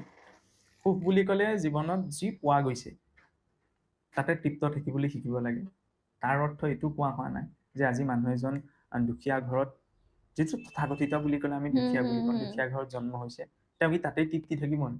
একো চেষ্টা নকৰিব, চেষ্টা কৰিব, কিন্তু জীৱনৰ পোৱা নোপোৱাটো লৈ যাতে প্ৰভাৱিত নহয়। মনলৈ শংকাটো আহিব যে আমুকটো পোৱাহেঁতেন, কিন্তু সেইটোৱে যাতে অসন্তুলন আনি দিব নোৱাৰে। অসন্তুলনটো কেতিয়া নাহিব? যেতিয়া মানে ঈশ্বৰমুখী হৈ কৰ্মটো কৰা হ'ব, যে ঈশ্বৰৰ ইচ্ছাত হৈছে। যেনেকে ল'ৰা ছোৱালীয়ে কিবা এটা বিচাৰিছে, পোৱা নাই, মাক দেউতাকে দিয়া নাই, মা দেউতাই নাই বিচৰা, বাধ্য হয় নাই, তেতিয়া ইমান উগ্ৰতাটো প্ৰকাশ কৰিব নোৱাৰে। তেতিয়া ঈশ্বৰৰ ওপৰত ইচ্ছা অনিচ্ছা এই সকলো এৰি দিয়া হ'ব, তেতিয়াহ'লে জীৱনত ভাল হ'ব। আৰু কোন মাক বাপেকেনো ল'ৰা ছোৱালী বেয়াটো বিচাৰে? তেওঁক যেতিয়া আমি পিতৃৰ পিতৃ বুলি গ্ৰহণ কৰিছো, আমাৰ জীৱনত কিয় বেয়াটো দিব? আৰু তেওঁ বাধ্য হৈ পৰে তেতিয়া কয় দৈৱৰ লিখনো যে পৰিৱৰ্তন হৈ যায়। ৰাম আৰু ৰাৱণ, কংস আৰু কংস একেটা ৰাশিতেই জন্ম। যদিও ঈশ্বৰৰ ক্ষেত্ৰত আমি জন্ম বুলি ক'ব নহলেও মই কথাটো ক'বলৈ কৈছো, একে ৰাশিতে জন্ম দুইজনৰে, চাৰিওজনৰে জীৱনৰ পোৱা নোপোৱাবিলাক বেলেগ কিয়? কাৰণ দৃষ্টিকোণটো বেলেগ। আজি ভগৱান কৃষ্ণৰ জীৱন পৰিক্ৰমাত আৱিৰ্ভাৱ হবলৈ পোৱা নাই, মাৰিবলৈ প্লেনিং চলিয়ে আছে, হয়নে? পিতৃ মাতৃৰ হাতৰ পৰা নি সেই যমুনা পাৰ হৈ আনৰ ঘৰত থৈ আহিব লাগিছে। কম সংঘৰ্ষণে আগমুহূৰ্তলৈকে কম বিলাক সংঘৰ্ষ কৰিলে নে? দৈত্যৰ বোলে প্ৰহাৰিকৰ, তাৰ ফলত কি দেখুৱাইছে জীৱনৰ বাস্তৱিকতাটো। ভাগৱতত এটা পদ আহে যে কেশৱৰ বংশৰ বিপাক কেন দেখা, এখন ভগৱন্ত ইটো সংসাৰত সামান্যৰ কোনো লেখা। ঈশ্বৰৰ বংশৰে সেইটো যদু বংশ ধ্বংস হবলগীয়া হয়, আমি সাধাৰণ মনুষ্যহে। গতিকে এইটো ভাবিব নালাগে যে আমি আধ্যাত্মিকতাত ধৰ্মত আছো বুলি আমাৰ দুখ কষ্টবিলাক নাইকিয়া হৈ যাব, নাহে। এইবিলাকক সহনৰ শক্তিটো আধ্যাত্মিকতাই প্ৰদান কৰে। ধৰ্মৰ ঢেৰ লক্ষণৰ কথা পণ্ডিতে কৈছে, কিন্তু ধৰ্মৰ প্ৰাথমিক যিটো প্ৰয়োজন সেইটো হৈছে ধৈৰ্য আৰু সহনশীলতা। ধৈৰ্য সহনশীলতা অবিহনে জীৱনত একো পোৱা নাযায়। উদাহৰণ কক্ষিপা আমি ভাওনাখনত দেখো ন, বোলে সোঁ ভৰিটোৰ ওপৰত থিয় হৈ বাওঁ ভৰিটোত ঊৰ্ধ্ব বাহু হয়, বৃক্ষাসন বুলি কোৱা হয় যুগত। বৃক্ষাসনত ব্ৰহ্মাক উপাসনা কৰিছে। দৈত্য আছিল, দৈত্য বুলি ক'লে মানে কোনো কথা শুনিবলৈ ধৈৰ্য নাই আৰু চিন্তা কৰিবলৈ। সেই দৈত্যটোৰ ইমান ধৈৰ্য আছিল, বৃক্ষাসনত ব্ৰহ্মাক উপাসনা কৰিছে। উইয়ে ধৰি মহ সহায় দিলেগে, হয়নে? গোসাঁই ঘৰ সোমালে আকৌ মহ এটা পৰিলে কিমান ধৈৰ্য আছে আমাৰ ওলাই পৰে নহয়। বিনা ধৈৰ্যত তেতিয়ালৈ অসুৰেও উপাসনা কৰা নাই। আৰু সেই অসুৰটোৰ ভিতৰত ইমান ধৈৰ্য ক'ৰ পৰা আহিল? কাৰণ উদ্দেশ্য স্পষ্ট যে মই ব্ৰহ্মাৰ পৰা বৰ লাভ কৰিব লাগে।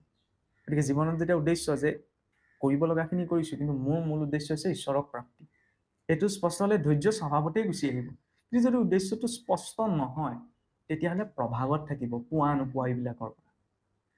আৰু পৰম সুখটো তেওঁতেই আছে। কাৰণ আজি গোটেই বিশ্ব ব্ৰহ্মাণ্ডৰ সা সম্পত্তিখিনি আনি যদি মোক দি দিয়ে, কথাটো কৈছো, তেতিয়াও মোৰ হৈ গ'ল আৰু মোক একো নালাগে বুলি মই ক'ব নোৱাৰো, আৰু অধিক লাগিব। সেইবাবে পূৰ্ণত্ব সকলো শাস্ত্ৰ সকলো দৰ্শন একমাত্ৰ ইষ্ট বা ঈশ্বৰতে আছে বুলি কৈছে। তেওঁক পালেহে আমি তৃপ্ত হ'ব পাৰিম। আৰু ভক্তি এই কাৰণে কৰা নাযায়, আমাৰ মানুহে ভাবে আমুকত গৈ শৰাইখন দিলো, এই এমাহৰ ভিতৰতে ফলটো পালো দেই, ভগৱানৰ কৃপা। সেয়া নহবও পাৰে, সেইটো নহবও পাৰে। এটা কথা ঠিক যে কিবা এটা বিষয়ৰ পৰা যদি 10জন মানুহৰ উপকাৰ এটা হৈছে, তেতিয়াহ'লে সেইটো প্ৰশংসনীয়। কিন্তু ভক্তিৰ সংজ্ঞাটো অকণমান স্পষ্ট, কাৰণ এনেকুৱা নহয় যে আমুকলৈ গৈ শৰাইখন দিলো, লাভ পালো কাৰণে মই মানিলো, সেইটোতো ব্যৱসায়িক বুদ্ধি। আজি মই যদি শিৱদৌলৰ মুখলৈকে ওলাই যাওঁ, ওলাই যদি ভিক্ষাৰীজনে কয় বোলে 10 টকা এটা দিয়কচোন, মই যদি ভাবো এই ৰাতিপুৱাই ওলাই আহিছো, এইজনে আকৌ ভিক্ষা বিচাৰিছে, এইজনে আকৌ পইচা বিচাৰিছে, লাহেকে অতৰি 5 টকা এটা দি থৈ যাওক চাহ এখন, অস্বস্তি অনুভৱ কৰিলে মই 20 টকা ওলালো, 20 টকাটোও দি থৈ আহিম, মুঠতে 5টো এড হয়। গতিকে আগদিনে যদি পিছদিনাই ফল পাইছো, তেতিয়া কি ঠিক ঈশ্বৰে কিজনী 5 এৰাবলেই বিচাৰিছে। গতিকে ভক্তি এই কাৰণে কৰা নাযায় যে আমাৰ জীৱনৰ পৰা যত যিমান গ্ৰহ দুখ, কাল দুখ, দৈৱ দুখ আছে সকলো আঁতৰি যাওক। ভক্তি এই কাৰণে কৰা যায় যত যি আছে সকলো আহক, কিন্তু হিলাব নোৱাৰে। কাৰণ ভক্ত প্ৰহ্লাদ, ভক্ত ধ্ৰুৱ, ৰজা অম্বৰীশ, ৰজা হৰিশ্চন্দ্ৰ, এইসকল কিমান কঠিন পৰিস্থিতি। ৰজা হৰিশ্চন্দ্ৰ সকলো এৰিব লগা হৈছে, কিন্তু জীৱনটোক লৈ কাহানিও বিলাপ কৰা নাই, হাই কণাবিধিয়ে মোৰ জীৱনত কি কৰিলে, হয়নে? ইমান স্থিৰতা। সেয়া হৈছে ভক্তি। ভক্তিয়ে জীৱনলৈ সহনশীলতা আনি দিয়ে।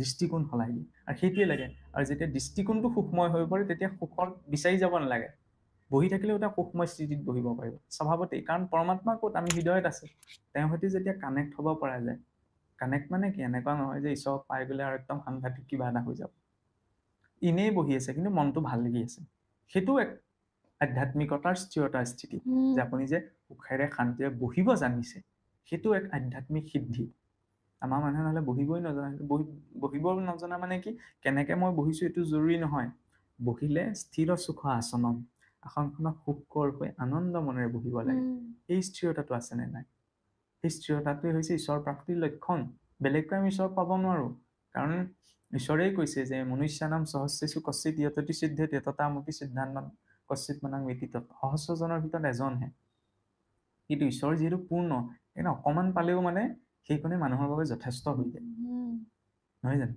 এই কথাবিলাক তেনেকুৱা কি হয় আমাৰ ঘৰৰ ওচৰতে নামঘৰ এজনা আছে কিন্তু আমাৰ ঘৰৰ পৰা হয়তো চাগে 5 ঘণ্টামান আঁতৰি গ'লে বেলেগ নামঘৰ এজনা আছে কিন্তু মানুহে যেতিয়া কৈ দিলে বোলে তালৈ গ'লে এনেকে হেৰি হৈছে যে ল'ৰা ছোৱালী হ'ব তাত চাকি দিলেহে তেনেকে যেনিবা 5জন মানে কৈ দিলে কিন্তু সেই নামঘৰলৈ যাবলৈ মোৰ সময়ো নাথাকে বা মই মানে সেই গুৰুত্ব দিয়া নাই আৰু ঘৰৰ দুখোজ দিলে পায় কিন্তু সেই নামঘৰলৈ যাওঁ আকৌ যে চাকি গছ দিবলৈ আমুকটো পাম আৰু এইটো নহয় বোলে তাত সেই কেলে আপুনি বোলে ক'লেই নহ'ব তাত ফল পাইছো গতিকে ফল পোৱাটোৱে ভক্তি নহয় আৰু দ্বিতীয় কথাটো হ'ল কি সেইটোত ভাৱটো স্পষ্ট হৈ পৰে মোৰ লাভ মোৰ কামত দিলেহে মই তুমি আছা বুলি মানি লওঁ সেইটো নহয় ল'ৰা ছোৱালীয়ে বোলে মোক ফোনটো কিনি দিলেহে মোক বাইক এখন কিনি দিলেহে মই তোমালোকক শ্ৰদ্ধা কৰিম সেইটো অধম মানসিকতা মোক মোবাইলটো নিদিলেও মোক বাইকখন নিদিলেও পিতৃ মাতৃক শুশ্ৰূষা কৰাটো মোৰ দায়িত্ব সেইজনহে পুত্ৰ কিন্তু যি পুত্ৰই ধৰি লওক বস্তুটো দিলেহে পিতৃ মাতৃক শুশ্ৰূষা কৰিম বুলি কৈছে সেইটো অধম মানসিকতা এই ক্ষেত্ৰতো তেনেকুৱা মোৰ কাষৰ নামঘৰ ভাগলৈকে যাবলৈ সময় নাই দাঁতত মই মোৰ নিজৰ স্বাৰ্থ সিদ্ধিৰ বাবে মই তাত 10 কুৰি বাই হ'লেও যাম নিজৰ ঘৰখনত থকা গোসাঁই ঘৰখনত চাকি দিবলৈ সময় নাই কিন্তু বাহিৰত আকৌ বহু মিল দূৰত গৈ যাব পাৰিছে যাওক মই সেইটো আপত্তিজনক বুলি কোৱা নাই অন্ততঃ নিজৰ ঘৰখনত ঈশ্বৰ যেতিয়া সকলোতে আছে আমাৰ মানুহৰ কেতিয়াবা চিন্তাটো এনেকুৱা ঘৰ ধৰি লওক গা ধোৱা ঘৰটোতো আমাক চফাকে লাগে টাইলছ লগাই থোৱা থাকিলে বহুত ভাল পাব গা ধোৱা ঘৰটো যি মানুহক ইমান চফা চাফ চিকুণকে লাগে গোসাঁই ঠাইডোখৰ যদি এনেকুৱা লেতেৰা হয় তাত গৈ অসুৰটো বোলে এলান্ধে ভৰ্তি হৈ আছে ঈশ্বৰৰ উপাসনা স্থান থকা সদায় কেঁচা হওক লাগিলে মই মানিবওতো পাৰিব লাগিব তাত ঈশ্বৰ তুষ্ট হয় আৰু ঈশ্বৰ তুষ্ট হোৱা মানে এনেকুৱা নহয় যে প্ৰকৃততে কৃষ্ণৰ প্ৰত্যক্ষ কৃপা কি বোলে যি মোক কৰে তাৰ মই কৰো সৰ্বনাশ কৃষ্ণৰ প্ৰত্যক্ষ কৃপা সেইটোৱে যি সৰ্বনাশ কৰি দিব সৰ্বনাশ কেনেকে সৰ্বশান্ত কৰি দিব আমি যে কৈ থাকো একান্ত একহৰণৰ স্থিতিটো কেতিয়া উৎপন্ন হয় প্ৰভু মোক খাবলৈ নাই তুমি দিলেহে দিয়া প্ৰভু মোক পিন্ধিবলৈ নাই তুমি দিলেহে দিয়া প্ৰভু মোৰ শৰীৰটোতো শক্তি নাই তুমি ৰাখিলেহে ৰাখা এইটো হৈছে মানে পূৰ্ণ একান্ত বৈৰাগ্যৰ স্থিতি যিটো ৰজা হৰিশ্চন্দ্ৰৰ হৈছিল নহয়নে আমাৰ সকলো সা সুবিধা আছে মই ইফালেও আসক্তি কৰিছো ইফালে আসক্তি কৰিছো চিধাই কৈ দিলে মই এশৰণীয়া বুলি মই ক'ব পাৰো নে নোৱাৰো সেইকণ বিশ্বাসটো লাগিব ঈশ্বৰৰ প্ৰতি মই 10 খোজ চকু মুদি আগলৈ যাব পাৰিম সেইকণেই বিশ্বাস নাই গতিকে এই যে মাধ্যমটো দিয়া হৈছে কিন্তু যদি এই ভক্তিৰ ধাৰাটোতে সদায় পুৱা গধূলা অকণমান কিবা এটা উপাসনাৰ জৰিয়তে আমি যে কওঁ নাই মোমাইতকৈ কণা মোমাই ভাল ইমানখিনি বুজিব পৰা নাই চিন্তা কৰা নাই কিন্তু যদি সদায় অভ্যাসত আছে সেই অভ্যাসখনো জীৱনলৈ পৰিৱৰ্তন আনে মহা অধমজনকো গতি দিব পাৰে তেওঁ বহুত বেয়া মানুহ তেওঁ অন্তত বোলে দবা কোব মাৰিলে গোসাঁইঘৰত সেৱা ভাগ কৰিছে দি বা ধৰি লওক ঈশ্বৰৰ কিবা এটা কৰিছে তাৰ জৰিয়তে অন্তত তেওঁ কিবা এটা হ'ব কিন্তু যিজনে তাকো নাই কৰা তেওঁতো একো নাপায় গতিকে সেইকাৰণে মানে উপাসনাৰ নামত ঈশ্বৰৰ চিন্তনৰ নামত স্পষ্টতাৰে কৰিব লাগে আৰু ইষ্ট উপাসনা বিনা উপাসনাততো ভক্ত ধুবই পৰা নাই 5 বছৰীয়া শিশু ভাবিব পাৰিলে 5 বছৰীয়া শিশুতে ইমান উপাসনা কি কৰিব ইমান কি সাধনা কৰিব আমিতো কোৱা নাই 5 বছৰীয়া ল'ৰাতে কি কৰিব কিন্তু সেই ভক্ত ধুবই বিনা উপাসনাত ঈশ্বৰক পোৱা নাই আমিতো তেওঁতকে বয়সত ডাঙৰ গতিকে আমি মানুহবিলাকে বিনা উপাসনাত তেওঁক পাই যাম নে উপাসনাখন লাগিব পুৱা গধূলা সেইটো পৰিৱেশ লাগিব তেতিয়াহে প্ৰকৃত বস্তুৱে ক্ৰিয়া কৰিব আৰু বোলে মই এতিয়া আমুকত শৰাই দি পেলাই বোলে বহুত ডাঙৰ চাকৰি এটা পাই গলো ডাঙৰ ধনৰ কলহ এটাই পাই গলো ঠিক আছে কেইদিন ভোগ কৰিম অন্তিম সময়ত যদি মই আয়ুৰ্বীৰ কৰি মৰিবলৈ হয় এই সোপা পোৱাৰ একো অৰ্থ নাথাকে আকৌ ধৰি লওক 84 লক্ষ জনীলৈ উভতি যাব লাগিব আকৌ দুখ কষ্ট, এতিয়া পাই নোপোৱা হ'ল নে? সেইকাৰণে যি ৰূপত পাইছা তাতেই তুষ্ট থাকি মানে এইটো হ'ব নালাগে চলে বোলে কিম্বা কৌশলে মুঠতে মুখ লাগে, পানী গিলাচ পিয়াহ গুচাবলৈ লাগে, বছ সিমানেই জৰুৰী, গোটেই জীৱনটো পানী গিলাচৰ কাৰণে। অনুষ্ঠানটো শেষ কৰো আৰু আপোনাৰ আজি বহুতখিনি মানে ব্যস্ততাৰ মাজত আমাক ইমানখিনি সময় দিলে, একদম শেষত কি ক'ব? আচলতে শেষত ক'বলগীয়া বুলি চাবলৈ গ'লে যে জীৱনৰ প্ৰাক মুহূৰ্তটো যিটো উদ্দেশ্য লৈ আমি সকলোৱে জন্মগ্ৰহণ কৰিছোঁ আৰু অন্তিম উদ্দেশ্যটো মাত্ৰ এটাই, খালি ধৰি লওক আমাৰ বুজাবুজিত সময় লাগি যায় যে থকা সময়কণ, এতিয়া চাবলৈ গ'লে মুক্তিৰ কথা যদি পোনপ্ৰথমতেই কৈ দিয়া যায়, নেদেখা সময়ৰ কথা আমি সকলোৱে গ্ৰহণ নকৰিবও পাৰোঁ, কিন্তু এই জীৱনটো আমাৰ হাতত আছে, হয়নে? এই থকা সময়কণ কিছুমান এৰা ধৰা, কিছুমান বুজাবুজিৰ মাজত ধুনীয়াকৈ পাৰ কৰিব লাগে থকাকেইটা দিন। স্বাভাৱিক কথা, মানুহৰ মনবিলাক বেলেগ বেলেগ, আপোনাৰ লগত মোৰ কথা নিমিলিবও পাৰে, জৰুৰী নহয়, তাৰ মাজত বুজাবুজিটো লাগে, কাৰণ আপোনাৰ ভিতৰত যিজনা ঈশ্বৰ আছে মোৰ ভিতৰতো সিজনা ঈশ্বৰেই আছে। এই কথাটো যেতিয়া মই পঢ়িছোঁ, এই কথাটো যেতিয়া মই কৈছোঁ, এই কথাটো স্বীকাৰ কৰি জীৱনটো যাপন কৰিব লাগে। কেতিয়াও জীৱনত নিজৰ পোৱা নোপোৱাখিনিৰ বাবে আনক দায়ী কৰিব নালাগে, কাৰণ মই জীৱনত যি পাইছোঁ সকলো নিজৰ কৰ্ম সংস্কাৰ, আৰু জীৱনত কৰিব লগা কামখিনিৰ প্ৰতি কি কৰিব লাগে কি কৰিব নালাগে ঈশ্বৰে বিবেক এটা দিছে নহয়, নহয় জানো? কি খাব লাগে কি খাব নালাগে, কি ক'ব নালাগে কি ক'ব লাগে, কি কৰিব লাগে কি কৰিব নালাগে, এইখিনিত সত্যতাত থাকি শৌচাচাৰে নিষ্ঠাৰে নিজৰ দায়িত্বখিনি পালন কৰি যদি যোৱা হয়, তেতিয়া আৰু বেলেগকৈ ভগৱত ভক্তিৰ নামত আচৰণ কৰিবলৈ একো নাথাকে। কাৰণ ভাগৱতৰে এটা সিদ্ধান্তৰেই মই সামৰণি মাৰিব বিচাৰিছোঁ যে ভগৱত কৰ্ম বা ভাগৱত ধৰ্ম বুলি ক'লে এটা কথাই বুজা যায়, নিত্য নৈমিত্তিক যত জাতি ধৰ্ম আশ্ৰমৰ যত কৰ্ম, কৃষ্ণত অৰ্পিলে সিও হৈ জানা মহাভাগৱত ধৰ্ম। আমাৰ যাৰ যি দায়িত্ব আছে, সেই দায়িত্বখিনি যদি আমি নিষ্ঠাৰে ঈশ্বৰ প্ৰদত্ত বুলি ভাবি, এইটো নহয় যে মই নিজৰ কেপাচিটিত পাৰিছোঁ, ঈশ্বৰ প্ৰদত্ত হয়, ঈশ্বৰ প্ৰদত্তভাৱে জীৱনটো, তেতিয়াহ'লে এই কামটো যে মই কৰিবলৈ পাইছোঁ ঈশ্বৰে দিয়া দায়িত্ব, এই বুলি ভাবি যদি সেই কামটো কৰা হয়, তেতিয়া সিও ঈশ্বৰ আটাইতকৈ উত্তম সেৱা হৈ পৰে। গতিকে সেই ভাৱনাৰে যেতিয়া আমি সকলো মানুহে নিজৰ কামবিলাক ধুনীয়াকৈ কৰি যাম, তেতিয়াহ'লে মানে আমাৰ কামবিলাকে সমাজত কেতিয়াও বেয়া প্ৰভাৱ পেলাব নোৱাৰে। আৰু সেইটোৱে লাগে, মোৰ কৰ্মৰ পৰা মোৰ নিজৰ জীৱনলৈও ভাল কিবা এটা আহিব আৰু আনৰ জীৱনলৈও ভাল কিবা এটা যাব, আৰু তাত ঈশ্বৰো তুষ্ট হ'ব, এক গুলি তিনি চিকাৰ। গতিকে সেইটো সিদ্ধান্তৰেই সকলোৰে জীৱন সুখময় হওক, সকলোৰে ভগৱত পৰায়ণ হৈ থকা সময়খিনি সুন্দৰভাৱে পাৰ কৰক, সেই ভাৱনাৰে আজি মোৰ বক্তব্য সামৰিছোঁ। তেনে অনুষ্ঠানটো সামৰিছোঁ, হয়, আপুনিও ভালে থাকক। তেনে আজি অনুষ্ঠানটো ইমানতে সামৰিছোঁ, আশা কৰিছোঁ আজি বহুত বেছি ভাল পালে, আপোনালোকেও হয়তো কিছুমান প্ৰশ্নৰ উত্তৰ বিচাৰি পাইছে।